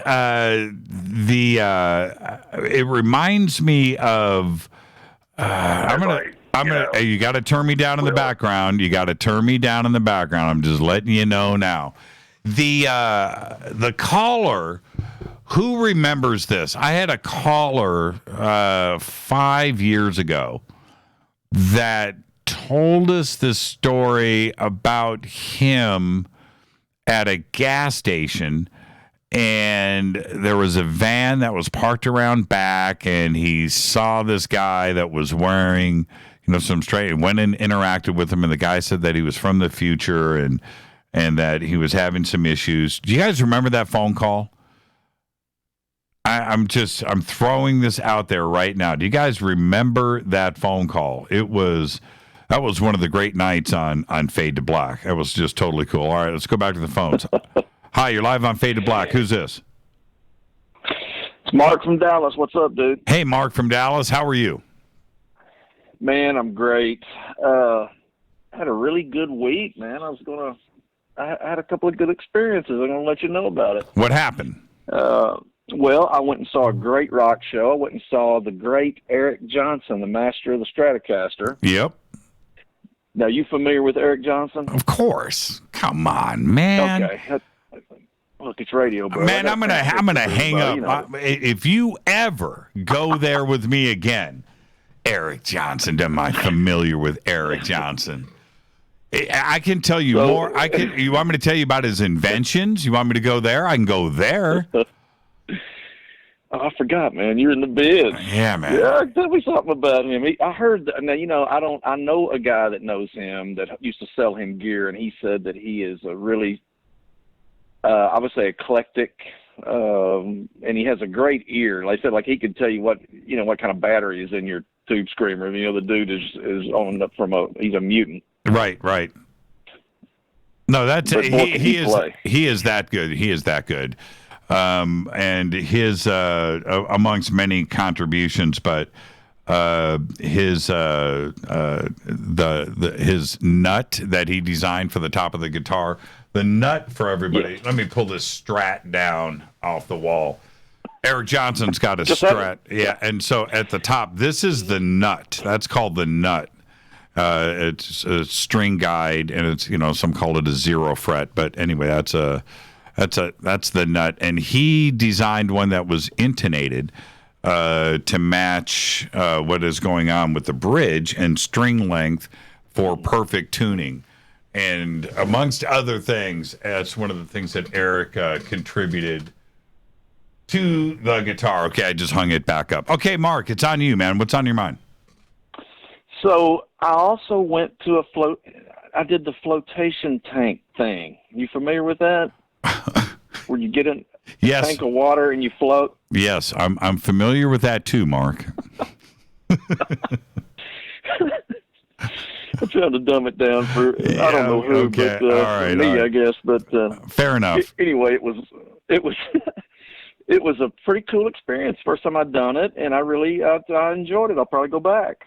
Did you time travel? You know what? I did some flying, and I went underwater and swam with some fish for a while. I bet you did. It was trippy, man. Yeah, man. Yeah, it was trippy. Yeah. It was trippy. Did you do, like the full-on out-of-body that people talk about, because you have such sensory deprivation that goes down. You're in salt water, basically, right? You're floating, so you're not using any muscles. Yeah. They cut off all sound, so you're not listening to that. You've got headphones on, right? Mm-hmm. Yeah, the whole trip. Yeah, man, it's crazy. And so, what happened, man? Did you see yourself? You know what? So this is my first time. So I felt like I was in there about 20 minutes, and they turn the light on inside the thing when you're done, and I had been in there an hour and 20 minutes, and very strange. I thought I hadn't been in there very long, but I had been in there quite a long time. So a lot of weird stuff goes through your mind. I'm going to go do it again and see if I can go, get some other things going. It's pretty cool though. Yeah. I think everybody that does it, the first time, I've heard so many people talk about this. They go in with one expectation. They know it's going to be cool, right? But they don't know, what's going to happen. But after the experience, now they know what to do the second time around, right? You're better prepared for it. Yeah, I think that's true. Yeah, well, do me a favor. Call me back. Let me know. I'll try to be a little smarter next time, man. Let me know. Thank you so much, Mark. All right, brother. Enjoy the rest of your weekend. All right, man. Thank you so much. Mark is a trip, man. Mark just trips me out. And before I get back to the rest of these calls, let me do this. And it's so funny. In the last, I'm putting you on hold, so just stay right there. In the last, I had about 40 phone calls lined up in a row. And I watch this happen all the time. They all are listening, and they slowly, hang up. So I'm just realigning everything. I'm putting you back on hold. And it was really funny through that last phone call, how everything drained out and how everybody's back. Okay, look, I'm putting you on hold. I love watching the cycle. It's a cycle. I see the cycle of things that are going on here. All right, so let's go. I'm going to go here. You're up next on Fade to Black. Who's calling? Hey, Jimmy. It's Sarah Ann. How are you? Hi, Sarah Ann. Yeah, when you hear silence, you know the drill. It was my first time experiencing that silence, and it was pretty intense. Yeah, it's pretty intense, isn't it? You know, we're working through the kinks, but what's really cool is I can go a max of 50 calls. So that's the beautiful thing. The unfortunate thing with that is I fill it all up, but I'm the one doing it on my own switchboard. So, and everybody's that's what you see me do on the camera. Everybody's watching me click, click, click, click, click, click, click, click, click. I'm just going through and putting everybody on hold, and there you go. So you're with me now. Sarah Ann, what's on your mind? Well, first I want to say it's really impressive because you kind of go through this period of silence where you can just kind of be in the zone and get ready for the conversation. So I appreciate that. But man, there were a couple of callers that fired me up tonight. Yeah, like what? I have mine too as well. Who fired you up? Well, I'm not gonna listen. It doesn't matter who it was because I think that right now a lot of issues are coming up to be looked at. And when we're talking about abductees, hybrids, things of this nature, and just saying things without actually having the experience ourselves, I think that this is kind of dangerous. I look at it as like, would you talk about people who were slaves before and compare them to being clones and then talk about their owners? I mean, it's just kind of crazy what conversations are coming up right now. And, oof, it really gets to me, Jimmy. Why? I can sort of understand, but I have a bunch of different reasons why it would be so frustrating. But you tell me why. Well, for me, it's about, I think that in the conscious community, our greatest mission right now, our greatest challenge right now is to look at what is the opposite of what we believe in right now, like our opposing belief system. If we are really conscious, if we are really dedicated to unity consciousness, are we able to look at the polar opposite of what we believe to be our truth and hold that and honor it while still allowing what we believe in to be what grounds us? Because that's what really oneness is. And when I hear people talking about crazy things about, hybrids and, being clones and all this other stuff, I'm like, is this person really conscious? Like, what's going on here? And of course, I'm just frustrated and I'm talking about it out loud so that other people can understand, well, that can actually hurt. If you're an abductee, if you're an experiencer, hearing comments like this, it's very hurtful. Sure. Unless you have actually gone through the experience, you have no right to comment on it. Yep. I agree with you. Actually, you do have the right. You do have the right. But if I hear you commenting about something that you haven't actually gone through, forget it. You're not conscious, in my opinion. Yeah. No, and you can take that, though, Sarah, and apply it to just about anything. Like, okay, I'll give you a perfect example. A perfect example. Somebody loses their job, right? They've got some debt. They don't pay off the debt. They can't suddenly things happen to them right in a row. Boom, they lose their car. Now they can't go out and look for a job. They run out of unemployment. Their credit cards get racked up. They lose their house. The next thing you know, family stops talking to them, and then 6 months later, this guy or this woman is on the side of the freeway begging for change, right? And then somebody will make some dumbass comment, oh, stupid homely man, I can't believe you live like this. Well, wait a minute here, or flaunt or ignore, but you have no idea about this person's life or how your words can affect them. And it goes, you can say that across the board about anything, where people make these offhanded comments about people that they don't know. They do not know. They don't know them personally. They don't know anything about them. But suddenly they have an opinion, and like Mitch Horowitz said the other night, they want to gossip, and they want to spread a rumor, and they want to make something up, and they want to do this. And you know what? It's hurtful. It's hurtful to people. And if you're going to talk about, somebody that's going through the traumatic experience of an abduction, whether it's real or not, the experience is real, right? What they are going through and what they are dealing with, that is real. And so if you're going to go off and make these comments about whatever, mantis beings or reptilians, or they're malevolent or they're benevolent, and you don't have the experience yourself, and you're just basing it on what you've read on the internet or what your opinion is, you're potentially going to hurt somebody. And that's the truth.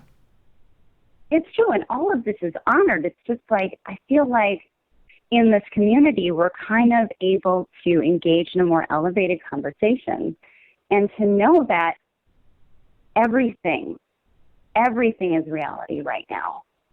There is no right and wrong, and really, maybe all of this is a play. Maybe reptilians aren't real. Maybe mantis beings aren't real. Maybe we're not real. I know. Watching a movie to see how freaking evolved and open-minded we can become. I mean, come on, people. Right. Like, let's all just freaking get along. That's right. And we're here to look at the weird stuff, but at the same time, it's comments like these that really hurt me, because I've been through the experiences, and I've seen the ugly, and I've seen the beautiful. And I encourage everybody to not be a jerk. Thank you so much, Sarah Ann. Voice of reason. Thank you. All right. Much love. Thank you. Love. Enjoy the rest of your weekend. Will do. Sarah Ann coming in strong right there. And I had a comment. All right. I'm just going to say this before I get to the rest of these calls here. It is this. If somebody, I went through my experience of having what I believe was something in my room late at night, okay? And I know that I went through this. And if somebody is going to tell me that it wasn't real, right? Now, because I know what I went through, but now I'm going to question my own id, my own self, my own mind. Am I crazy? Right? I would much rather be in my safe zone, knowing that whatever happened is as supernatural or as paranormal or whatever you want to call it is or may have been. I'm more okay with that than me thinking that I imagined it, that it was my mind playing with me. I'm not going there. I don't want to go there. And unless you were there in my room with me, then you don't know. And you don't have a right to comment. All right? And that's where I'm coming from on that. Okay. All right. Let's go back to the phones. Hi, you're live on Fade to Black. Who's calling? Oh, Jimmy, it's Frankie Four Fingers. How are you, Frankie? Everything good? Hey, thanks for your help on the documentary, man. It looks amazing. Oh, I was very surprised how much footage was used from that little drone I was using. Oh, I thought it was my drone footage. That was yours? No. No. Oh, that was yours? Hey, man, thanks for your help. Yeah. Thanks for your help. When you look at, there are certain things about, we're talking about, of course, Boarding Benevolence, the new documentary, but it's all shot well, it's all edited well, it's great, and I couldn't be happier with the film. But the one thing that elevates it is that there's no stocked footage there. There's no purchased footage. All the footage that is there was shot by people that were at the conference, you being one. And your drone footage takes it to another level. So absolutely, man. Thank you so much, Frankie. I'm being very serious here. Thank you so much. Well, I really appreciate it, and just to let everybody know, that was all voluntary footage. Nobody's being compensated for it, and I gladly, volunteered the footage for it. It seemed to really tie things together to of the story that's being told. Yeah, no doubt. Thank you so much, Frankie. All right, I got 2 minutes before the break. What's on your mind? Really quick, I was just down on a job down in Southern Oregon, down in Prospect, Oregon, and we're in a hotel that we stayed in to do that job, to pull the job that we did. You saw some of the posts on Twitter. Mm-hmm. And it's a hotel that was built in 1898 and 99. Oh, you said it's haunted. That was your tweet, right? That was my tweet, and I showed a picture to my wife, Susie Q, and she says, "Is it haunted?" And I asked the owner. He was right there at the desk. He said, "Is this place haunted?" He said, "Yeah." He told me one story that stood out, and it was a couple.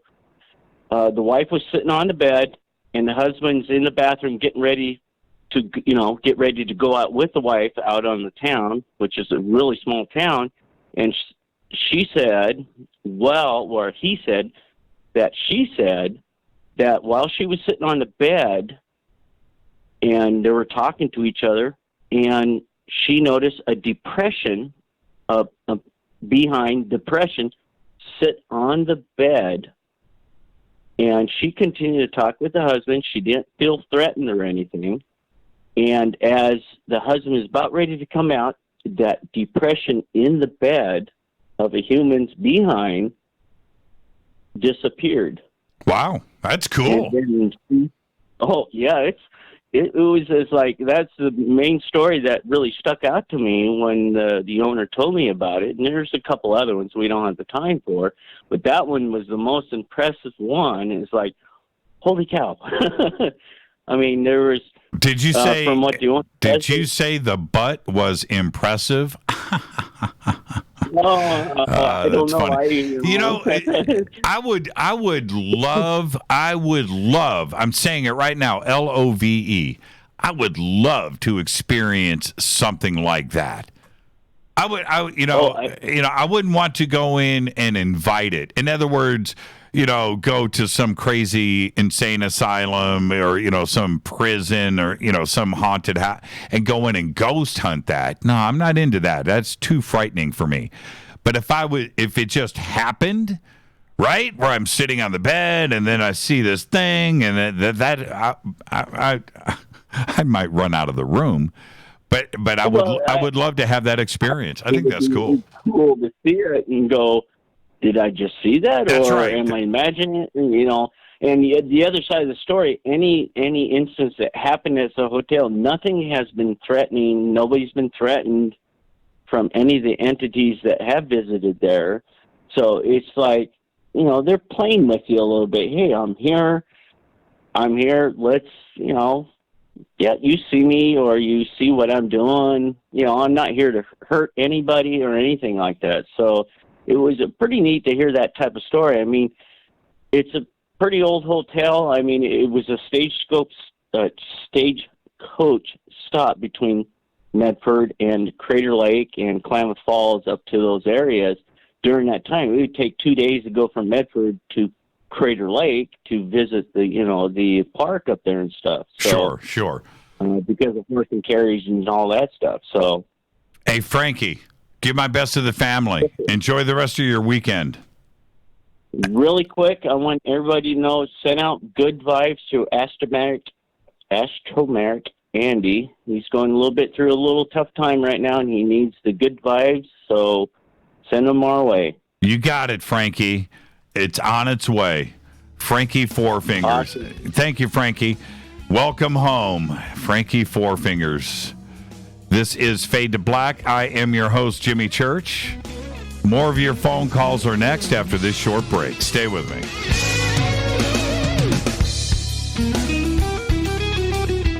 Hi everybody, this is Rob Halford, the Metal Guard on JimmyChurchRadio.com. This is KGRA Digital Broadcasting Station, Salt Lake City, Utah, Van Buren, Arkansas.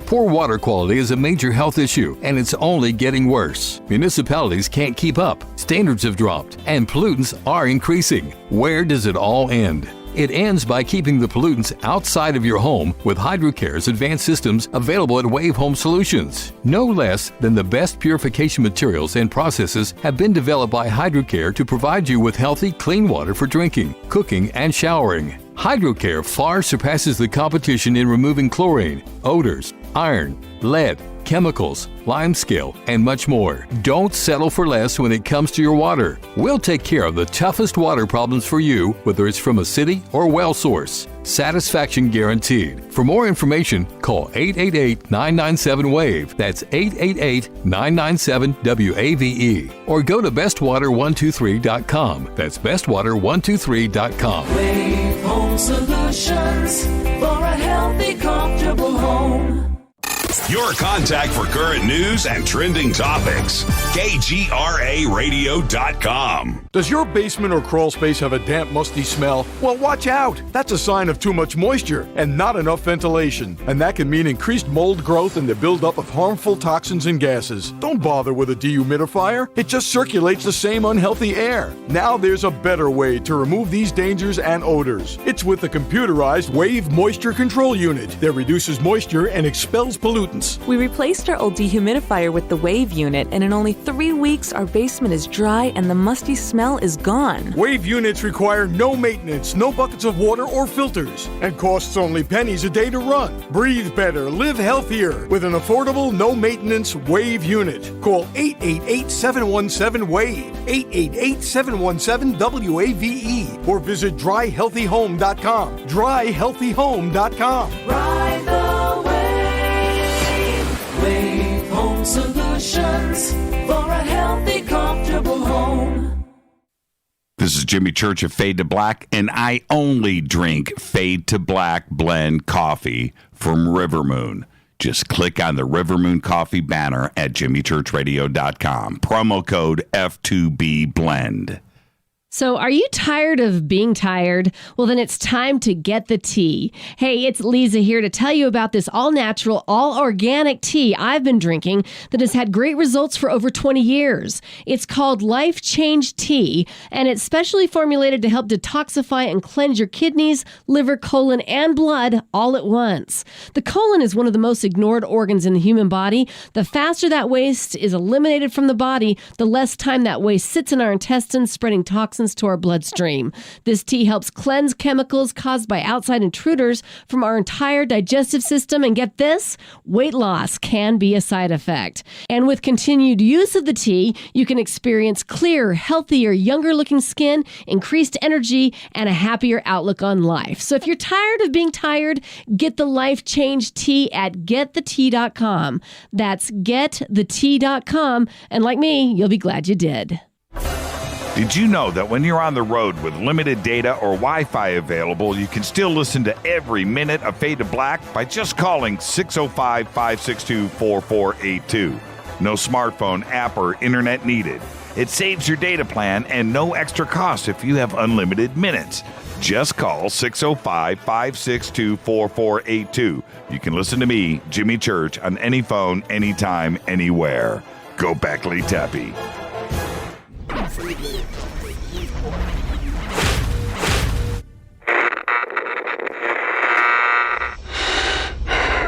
want to know a secret? I love ponies. I really love ponies. I'm serious. I couldn't stay sane without ponies to brush. Why fade to black? Because you never got that pony, damn it. This is Fade to Black with Jimmy Church on the Game Changer Radio Network and KGRA, the Global Radio Alliance.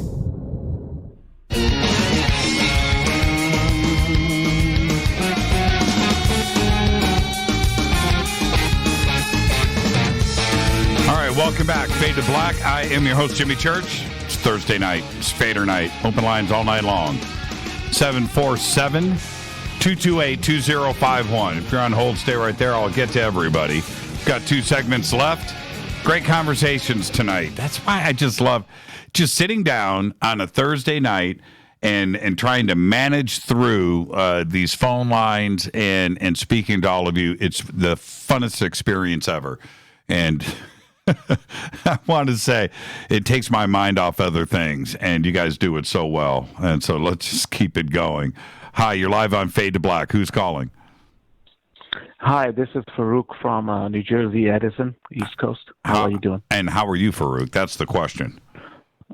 I am doing good. I just wanted to bring some attention back to the fact that American media might not be covering overseas events in a detail where they have a connection to the people and community of the UFO phenomenon. For example, it's known in the data I've seen that the UFO and the entities called aliens are quite interested in human weapons of mass destruction, nuclear defense systems. Now, there is a conflict brewing in Southeast Asia between the two struggling democracies of India and Pakistan, and both have demonstrated considerable amount of 100-plus weapons of mass destruction, mostly a nuclear kind. Now, in the people in the community over there also and here in America, they must understand that scientists and research people like Stanton Friedman, they had mentioned it many times that the activity of UFOs increased on this planet and was being more observed when nuclear weapons were detonated back about 50, 60 years ago. Sure. Now, there could be a chance, wishing war to see some aliens is a bad idea, but there could be a possibility of a massive global visibility of alien activity if any one of these nations goes a little more serious about defending themselves from the other one by a new nuclear tactical device. What do you think about that? Well said, Farouk. Well said. And look, I want to see a UFO, right? So do you. Yeah. But I don't want to see it under those circumstances. And Absolutely. that you're 100% correct. Wouldn't it be cool if we got to see some UFOs come in and stop, India and Pakistan from nuking each other? Well, I guess so, right? I guess so, but God, that kind of sucks. And I know that those two right now. Look, they don't want to destroy the other, right? They don't want to destroy themselves, and that's for sure. I don't see anything kicking off, but those tensions have been brewing between those two for a very long time, and we always knew that it wouldn't take much to see that thing escalate. If you remember, last week, about 10 days ago, they said, okay, you know what, let's just chill out here. It's okay. Let's get this worked out. And then the next day, what were they doing? They were bombing each other again. And Exactly. it got elevated.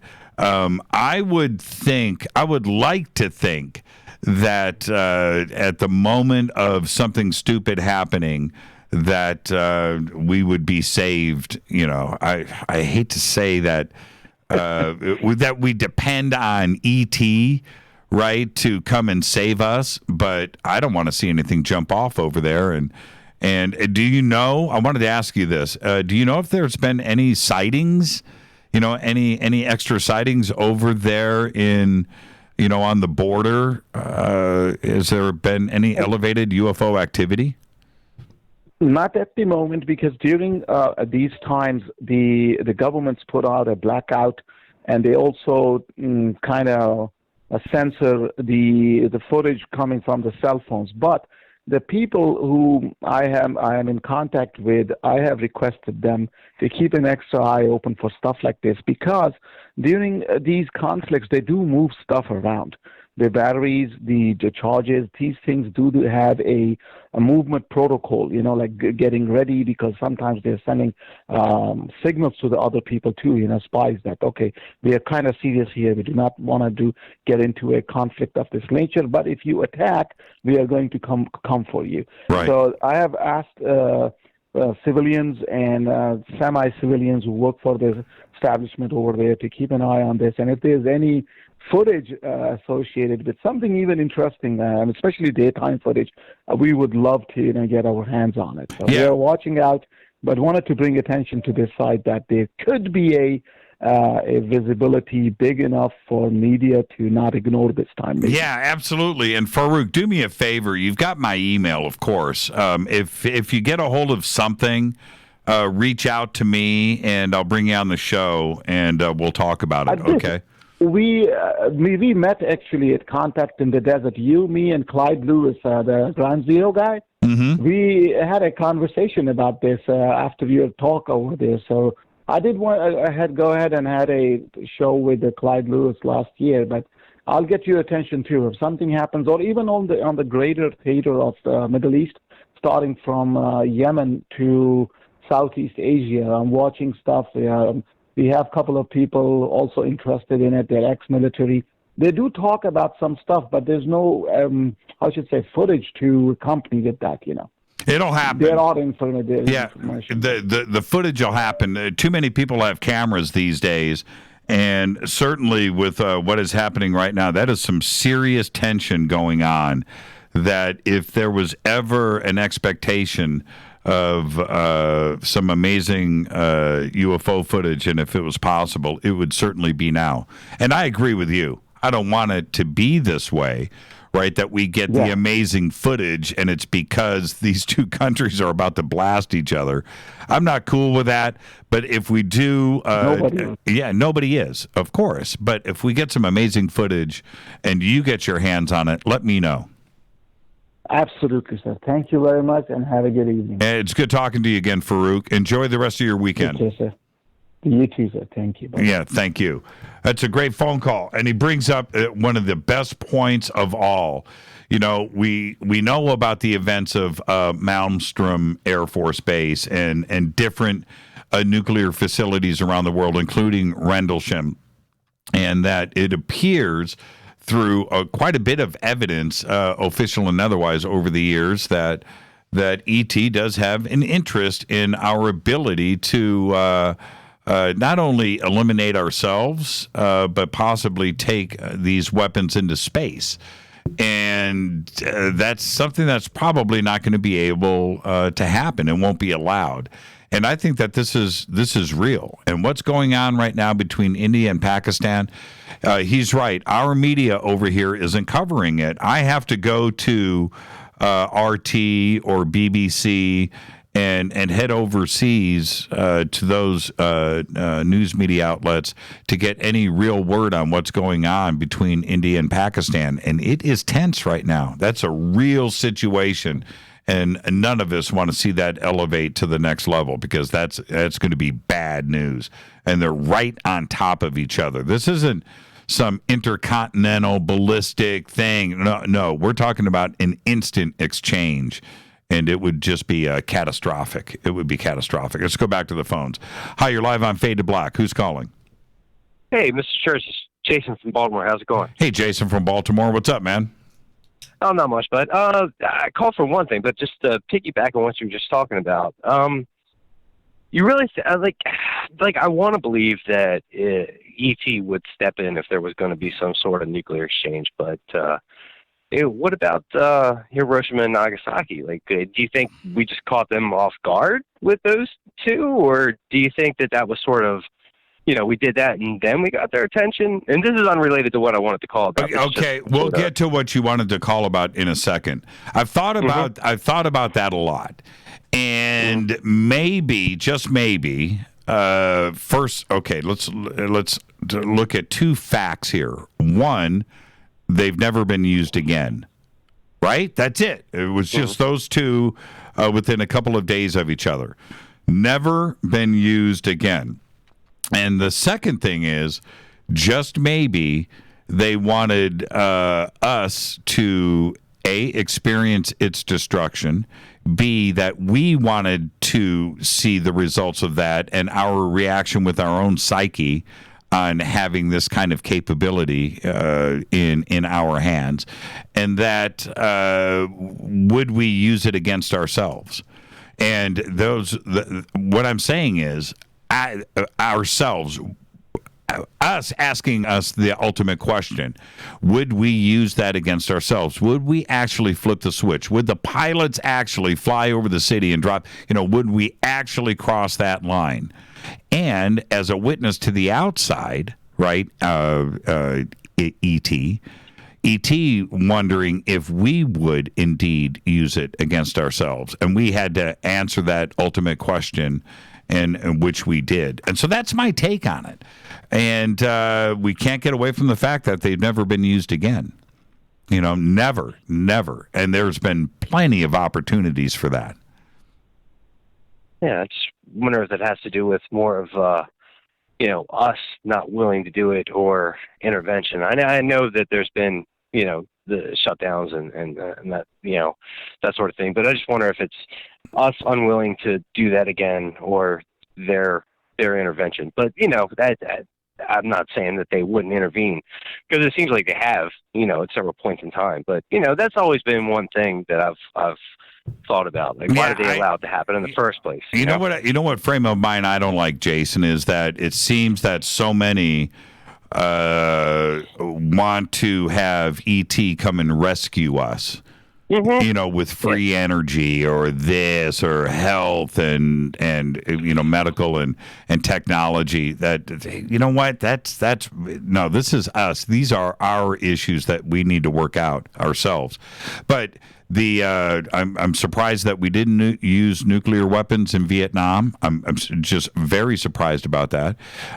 In the original North Korean conflict in the early 50s, I'm surprised we didn't use it then.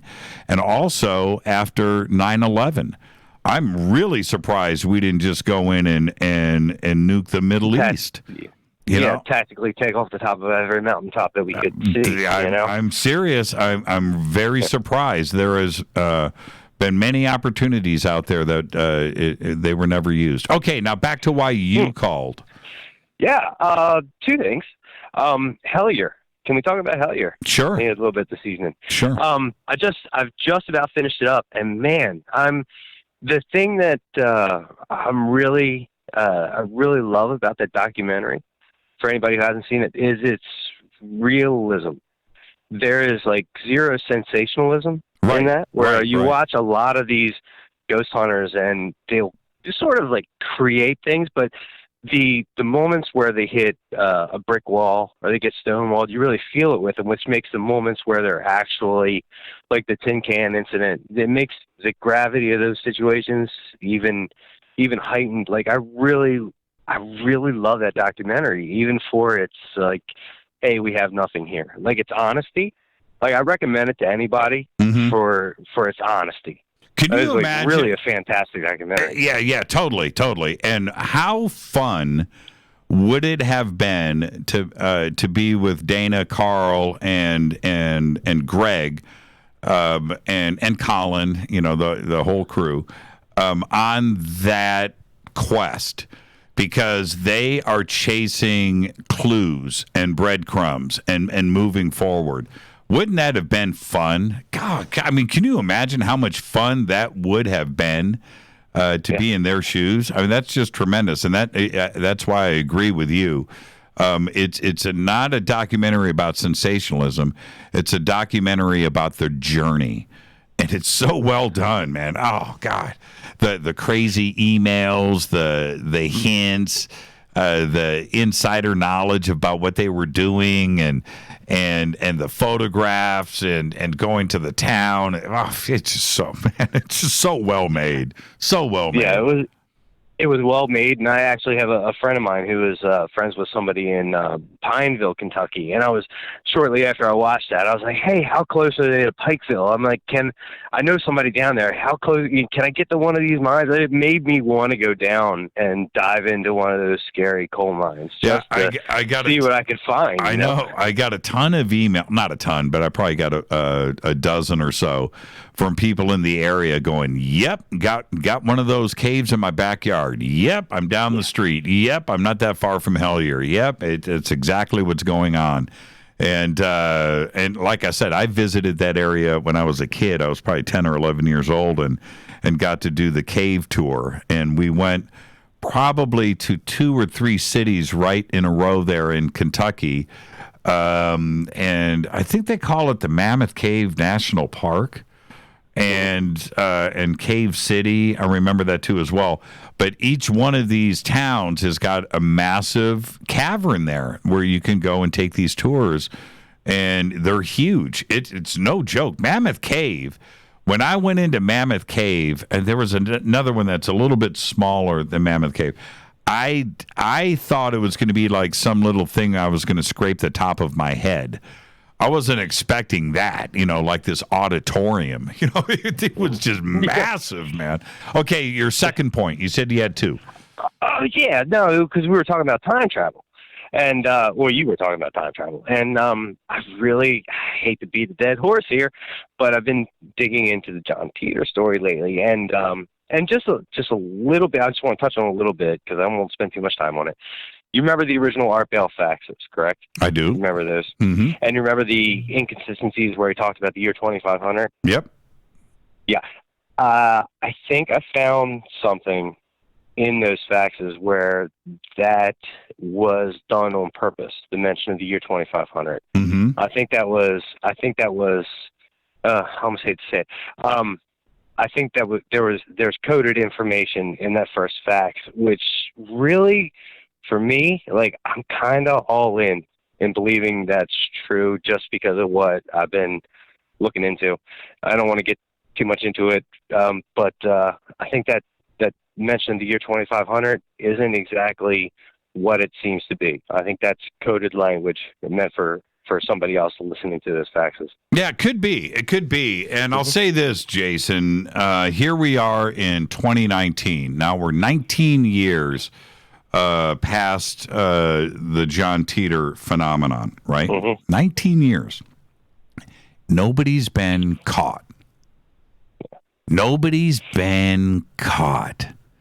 How strange is that? And I keep saying this over and over and over again.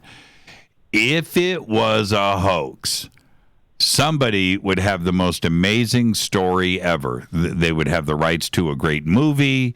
And they could come forward with the models and the paperwork and the time machine and the original photographs and how they did it and where they did it.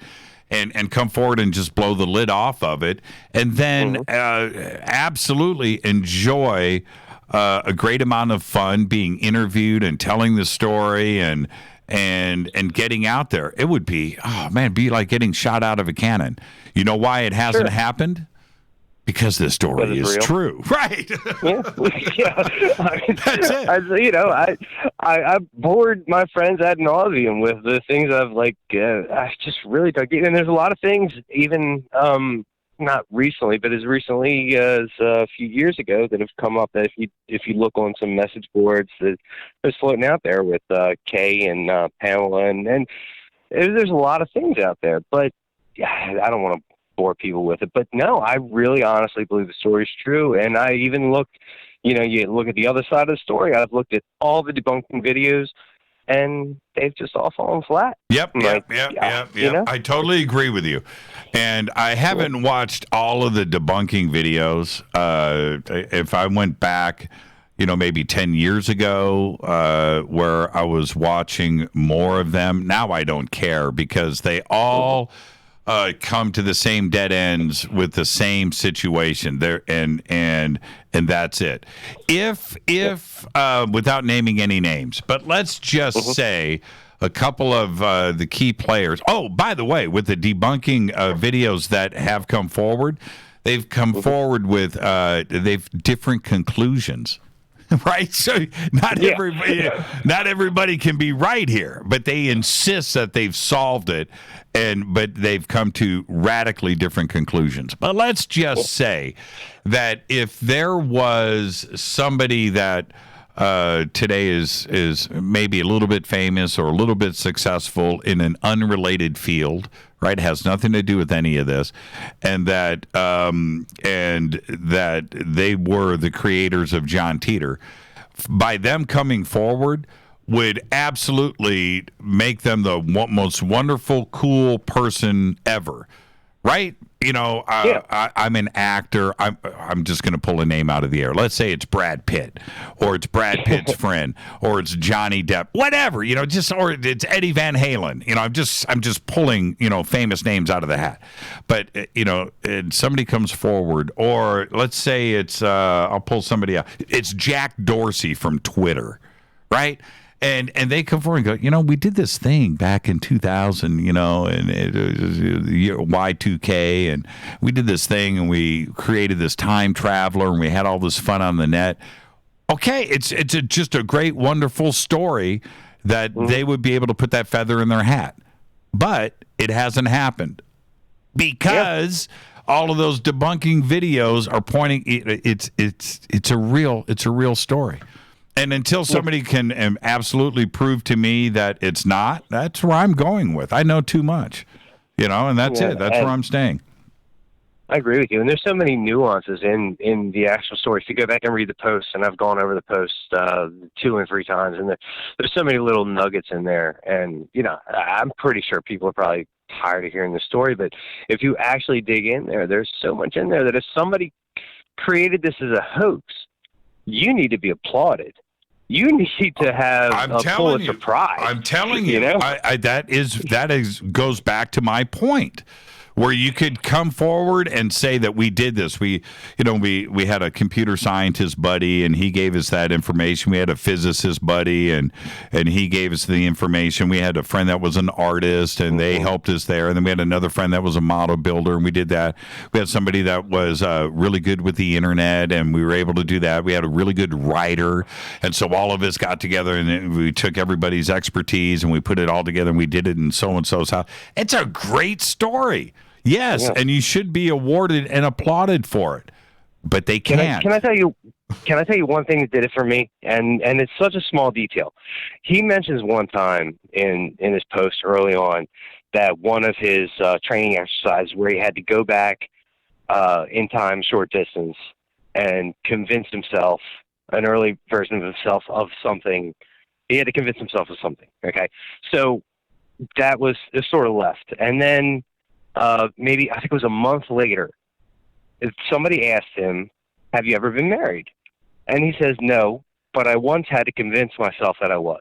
And it's like a one-off comment, but you can correlate that directly back to, it's like what he had to do when he went back and visited his prior self, that he had to convince himself that he was married as part of his sort of mission. I'm like, if somebody's making this up, how far in advance do you have to think that you're going to mention that a month later, you drop this hint that that's what you had to do? If it's not the truth, if it isn't, just something that's the truth, that is a bit of ingenious forethought. Right. And that needs to be, that needs to be celebrated. The forethought that you need to put into that. When you've got 8 million other things that you need to worry about in this hoax besides that. Yeah, you're absolutely right. Hey, Jason, I got to take a break right here, man. Thank you for the phone call. Thanks for letting me ramble. Thank you. Thank you for letting me ramble, Jason. Now go enjoy your weekend. Will do. Go Beckley Tepe, sir. Keep rolling and rock uphill. Go Beckley Tepe. Absolutely. John Teeter, the gift that keeps on giving. This is Fade to Black. It is open lines all night long. And if you are on hold, you just stay right there. It's that simple. If you're on hold, if you can hear my voice right now, stay right there. I'm putting you on hold. I'll be right back.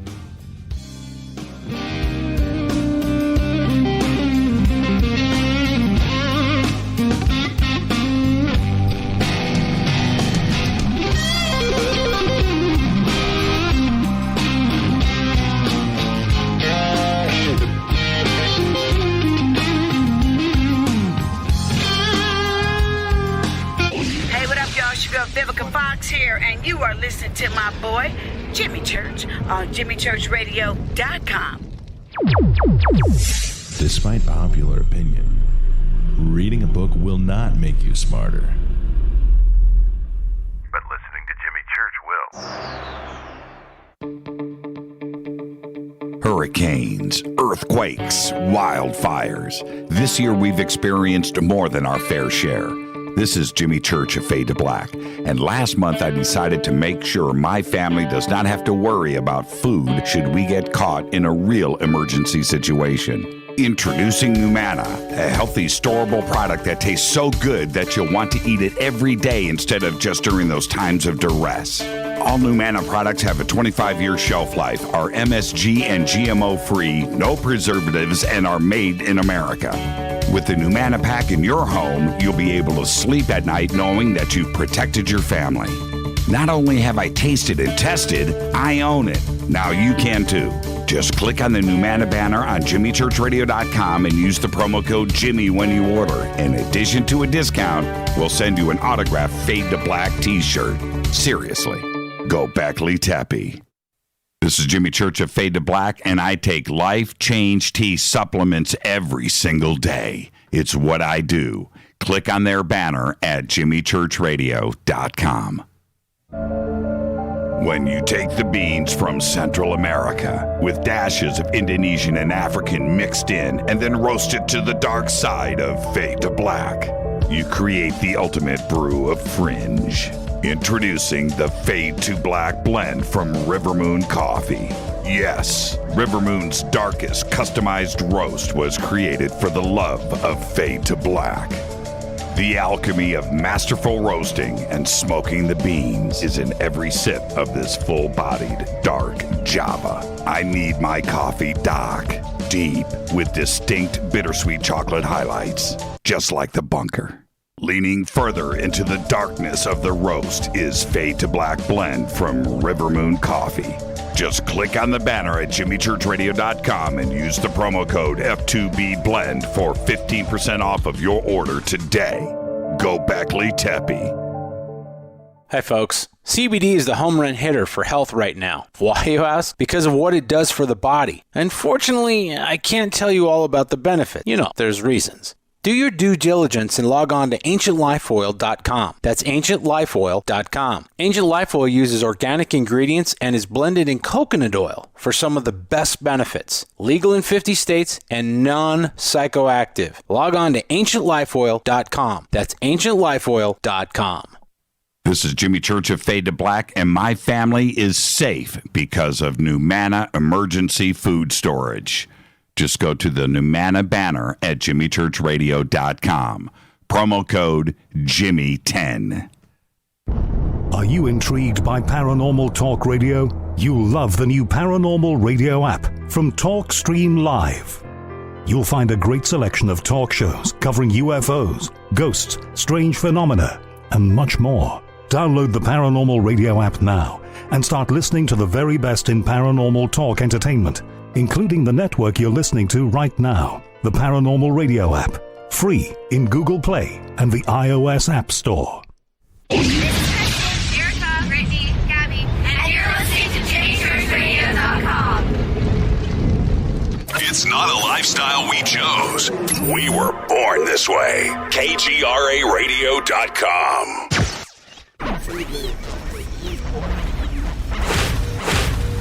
This is KJCR at JimmyChurchRadio.com.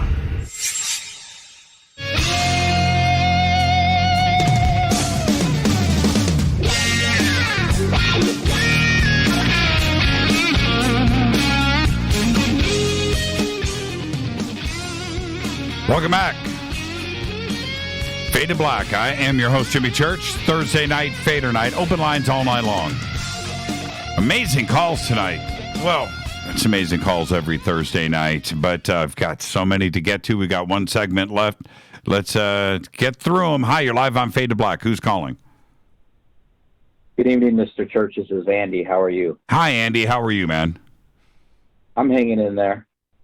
Hey, I did listen and watch your older segment with that couple that had that experience in Mojave Desert. Yeah, pretty cool. And, yeah, well, I couldn't relate to some of the stuff, but I could relate to the intense feelings of terror that couple had, and it kept me riveted. Yeah, it's one of the most amazing stories in all of ufology. It's just it's absolutely amazing.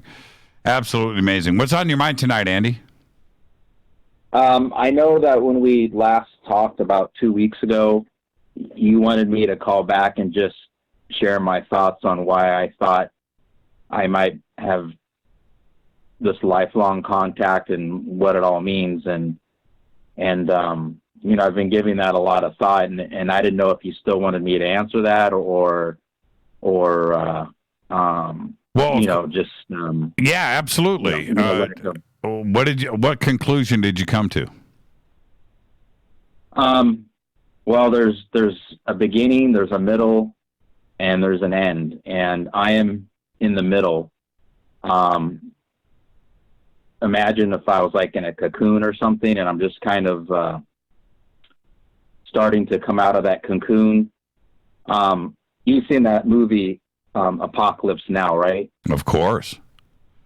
And there's a scene in there where Martin Sheen is going over the dossier of Colonel Kurtz, and he says something in there that has become, I don't want to say my mantra, but it's become something that I need to do to get the answers. And that is, he says that first he broke away from himself, and then he broke away from the world. And that's basically, in a nutshell, what I've been doing probably for this last year. When I came into this world, I was taught certain things like, that this is how life is, this is how our society works, my religions, government, politics, economics. And in order for me to find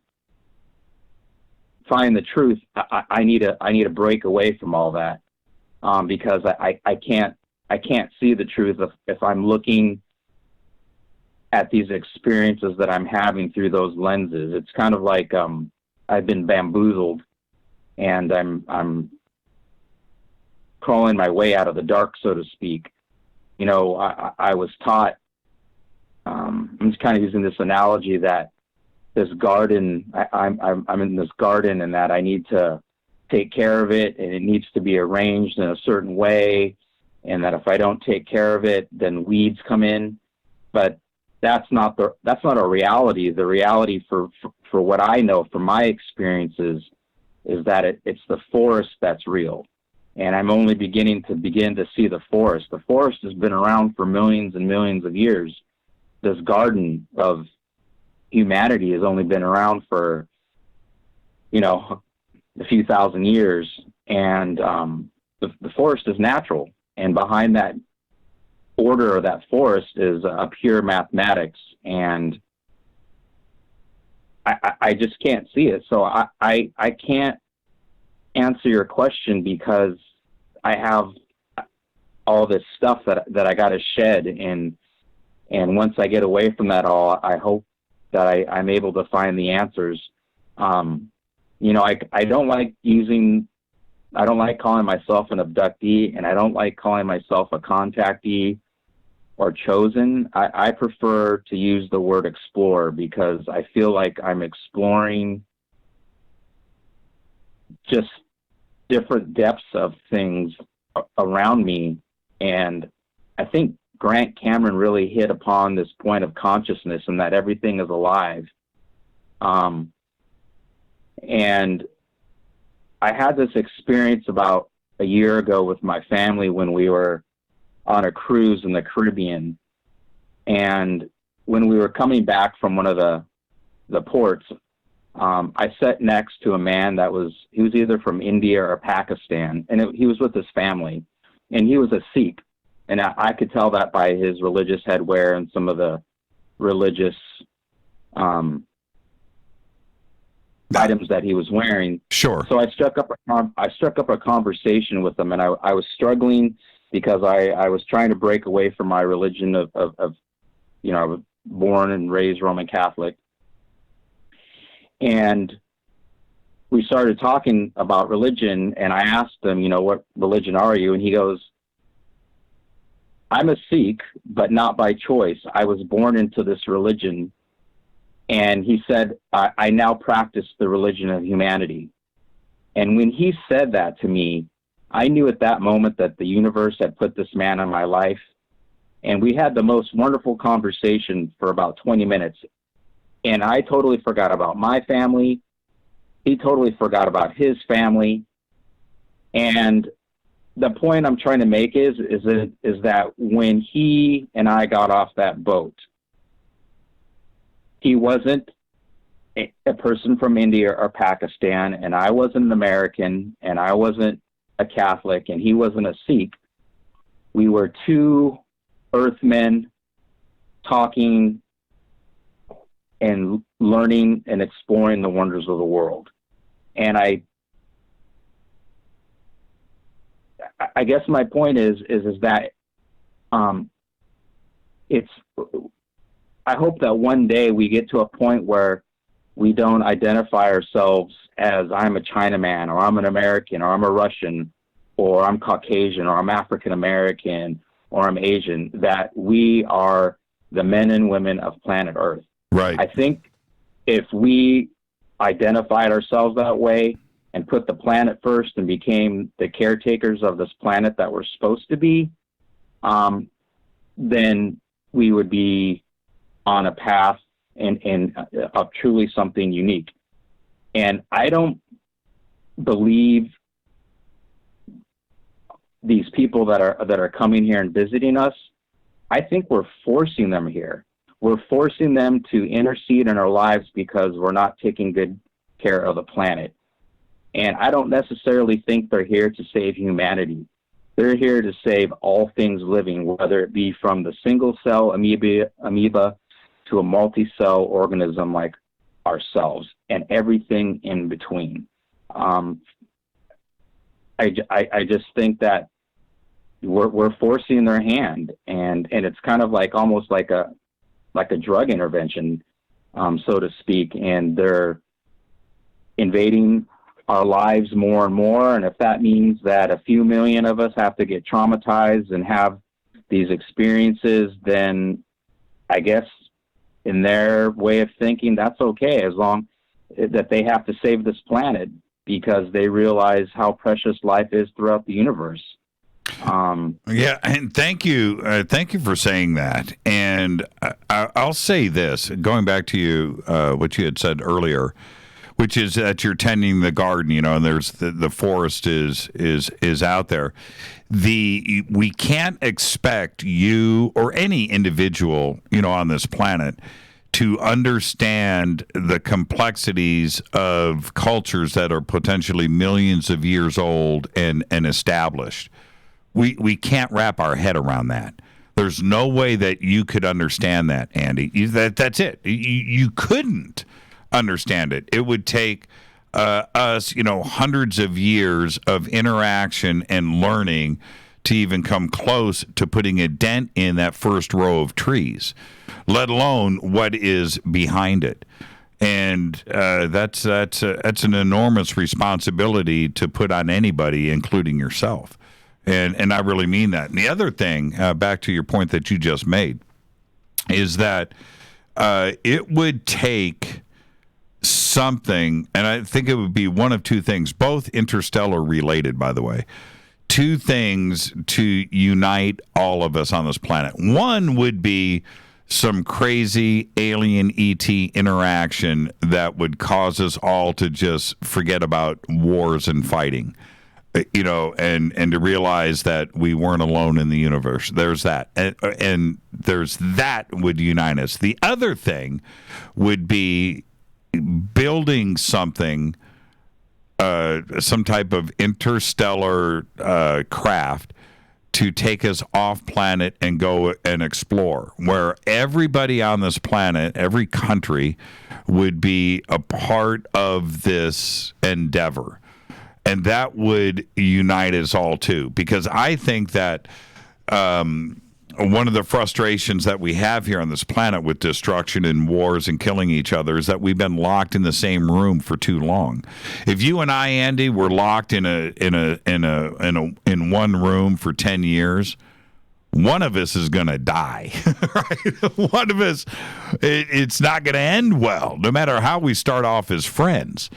And it's the same thing with this planet, where we have been dealing with each other for so many years now that frustrations are building up. And now I think we need to take our focus off planet and take our focus off of each other as enemies and being different, that actually we're all the same. So it's going to take one of those two things to unite us and take the focus off of the negativity that's been building up for so long. And that's my take. So, Andy, thank you for the phone call, man. That was very insightful. Thank you so much. You take care. And I'll talk to you next week. Thursday night, Andy, we have a date. All righty. I'll talk to you. Andy, that's a good phone call right there. Man, they just get better and better, don't they? Fade to Black, Thursday night, Fader night. They just get better and better and better. Let's go back to the phones. Hi, you're live on Fade to Black. Who's calling? Hi, I'm Lawson. I'm from Denver. Hey, Ross. Ross or Roth? Lawson. Lawson. Got it, Lawson.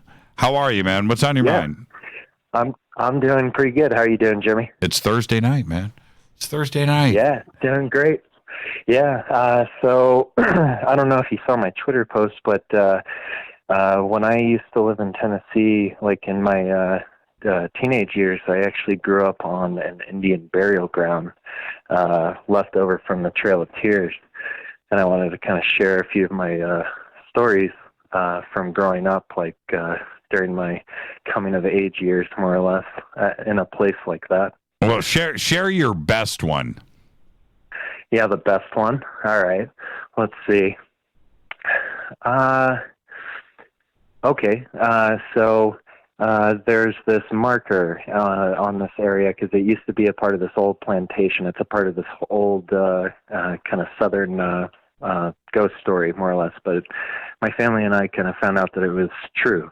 So there's this marker where the plantation national house used to stand. And my friends and I, just on a dare, one night decided to go and go to the marker where the family's house had stood, where all these crazy things had happened. And one of my friends decided to kind of jump up onto the marker and start dancing around on it and saying that they didn't believe in the spirit that resided there. And nothing happened at first until we started walking away. And this is in the middle of a tobacco field. In that part of the country, it's nothing but tobacco. So they had just cut all the tobacco stalks. And the reason why I'm bringing that up is as you're walking through it, if you're to stomp on one of those late at night, it crunches like a shotgun blast going off.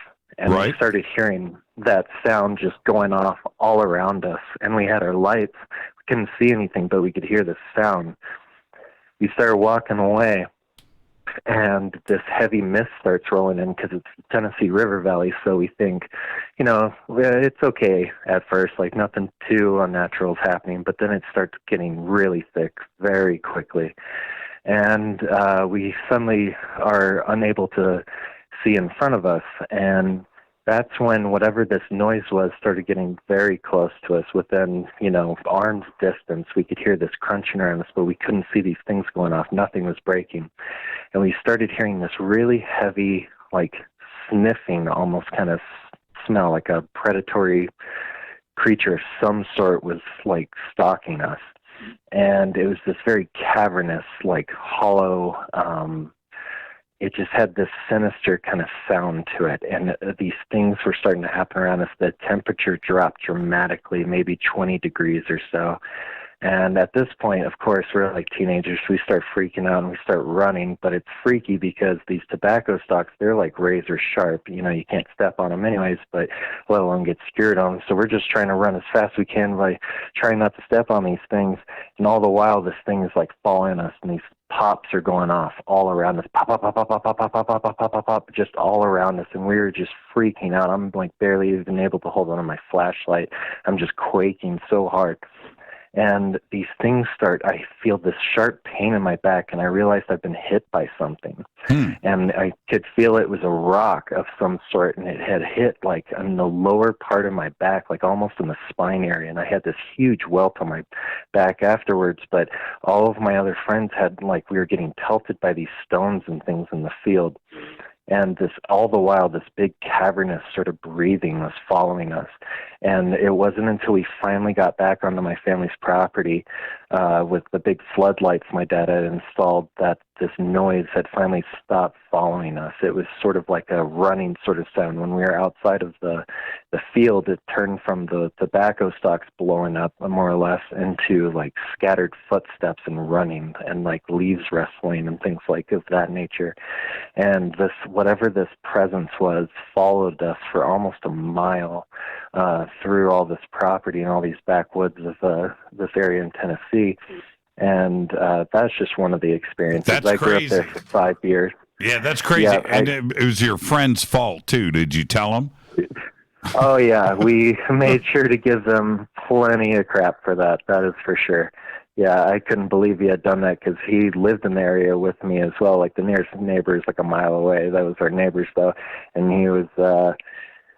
we didn't let him live that down for a while, that's for sure. But like I said, I lived there for just a little over 5 years, and it was like a weekly happening, just things like that.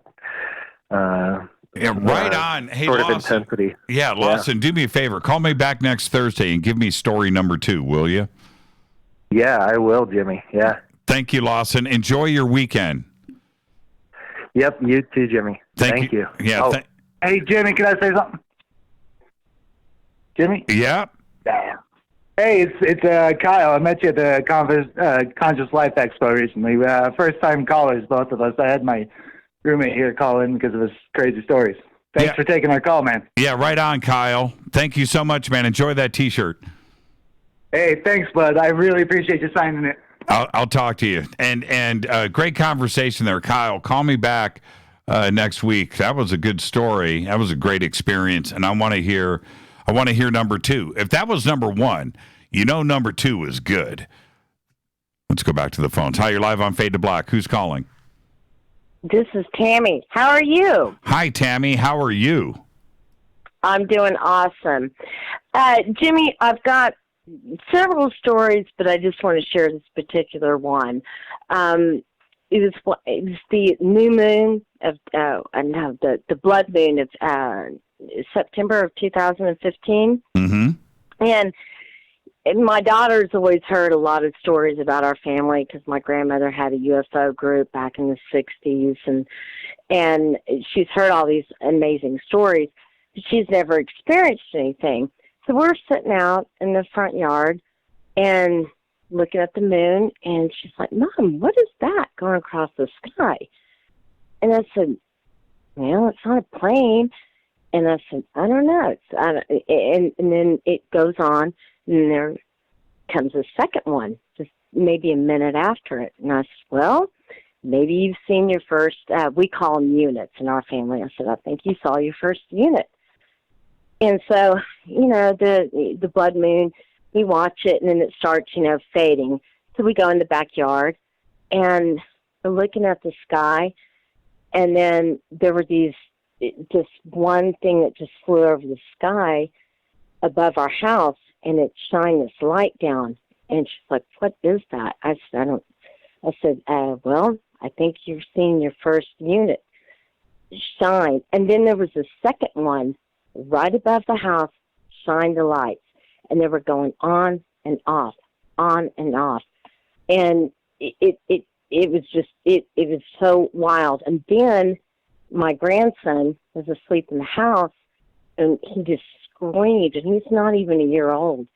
and we walked, and I went and I got him, and we took him outside, and we're like, Dominique, what, are you okay? And then he points exactly where those units were. And Michelle, she's like, Mom, you can't make this up. I said, it was so wild. And that was it was just crazy. And after that, we would start seeing all these shooting stars at night and these green gases coming through. And it was right after that happened. And it was like for a year. And then we just had this thing that this bright light that hung over our house, and it would shine and it would go off, and it would, light up and go off for about a year. And it was amazing. And I just had to share that. So what do you think? I mean, now that you've had time to look back and reflect on it, what do you think is going on? I really, it was something not from this world. I mean, because when it shined, it was like, it was round, and the lights were going around, and it was just shining on the house, and then the second one shine up, and then after that, we just started seeing a lot of things that would happen.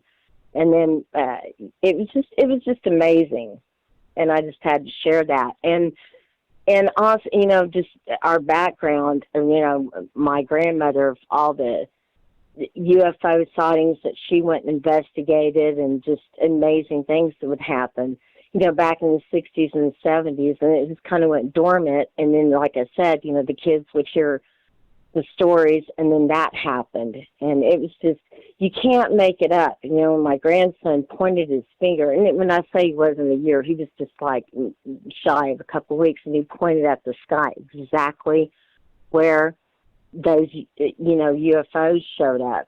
And, he was screaming in the room like, I don't know if something was in there. It was just one of those, it was just amazing. And for now, her to experience that. Right. And now you feel different. When you hear somebody tell a story or an experience, you don't blow it off anymore, do you? No, I never have. No. Like, I could tell you many stories, but that was just one. It was really awesome for her to experience it. And, not to think that my mother and I were just telling her wild stories, and then I have some very old tapes of interviews with my grandmother interviewing people. And it was just amazing. And we're not alone. Oh, no, we live in this vast universe, and for someone to say, "Oh, we're just us," that's crazy. Yeah, it's crazy talk. It's crazy talk. It's just like, man, just stop with that. Tammy, don't be a stranger, and call me back next week and give me another family story, okay? I will. I know I'm like the last caller of the night, and I was like, oh, great. So I know you've got to go, but hopefully I'll make it out to Soul Tech, because that's kind of what, my neighbors and I are all wanting to do. So that would be great if I can meet you out there. But anyway, you have a great evening, and have a good weekend. Yeah, you too. So you're going to make it out to Soul Tech? Because I'm very fortunate. I live, where I live with these amazing neighbors that I have, and we're like, we got to go. I'm like, I know we got to go. So yeah, go. I'm hoping for that. It's going to sell out this week, so I don't want you to be disappointed. Oh wow, really? Yeah, okay. Get over to SoulTechGathering.com, and I've warned everybody, just like I did last year.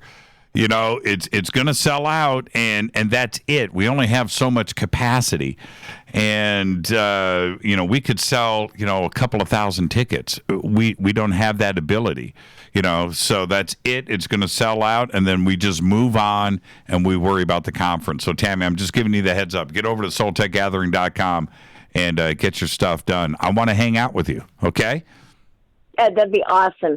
Anyway, you take care, Jimmy, and I appreciate it. I wish I had more time because I do have more stories, but I know I'm the last caller, and I'm just like even shocked that I even got on. It's like, oh, okay, I'm on. So anyway, but you have an awesome, like I said, awesome weekend, and thank you so much. Thank you, Tammy. Behave and be well. Okay, all right, bye now. And she's right. That is our last caller of the night. That wraps another Fader night here on Fade to Black. And if you're on hold, everybody that is still there, I can't get to everybody. And you know what I do here? I don't cut anybody off. I don't do that. You know, that's it. My best advice when it comes to Fader night, get in early and get in strong. Fade to Black's executive producers, Rita Camarion. Show is produced by Hilton J. Palm, Renee, Dennis, and Bob. Announcers are Steve Harder, Gene Vitoa, Mark D. Kovar. Webmaster is Drew the Geek. Music, Doug Aldridge. Intro, Spaceboy. SpaceboyMusic.com. Fade to Black is produced by KJCR for the Game Changer Network. Syndication is KGRA, The Planet. This broadcast is owned and copyrighted 2019 by Fade to Black and the Game Changer Network. It cannot be rebroadcast, downloaded, copied, or used anywhere in the known universe without written permission from Fade to Black or the Game Changer Network. I'm your host, Jimmy Church. I'm going to give you the heads up. No show on Monday. We're going to do a best of repeat. Why? I'm dealing with my ear. That's right. I've got to go and visit a very special doctor who's a very long ways away. So there you go. But I'll be back on Tuesday. Until then, everybody be safe. Go Beckley Teppy.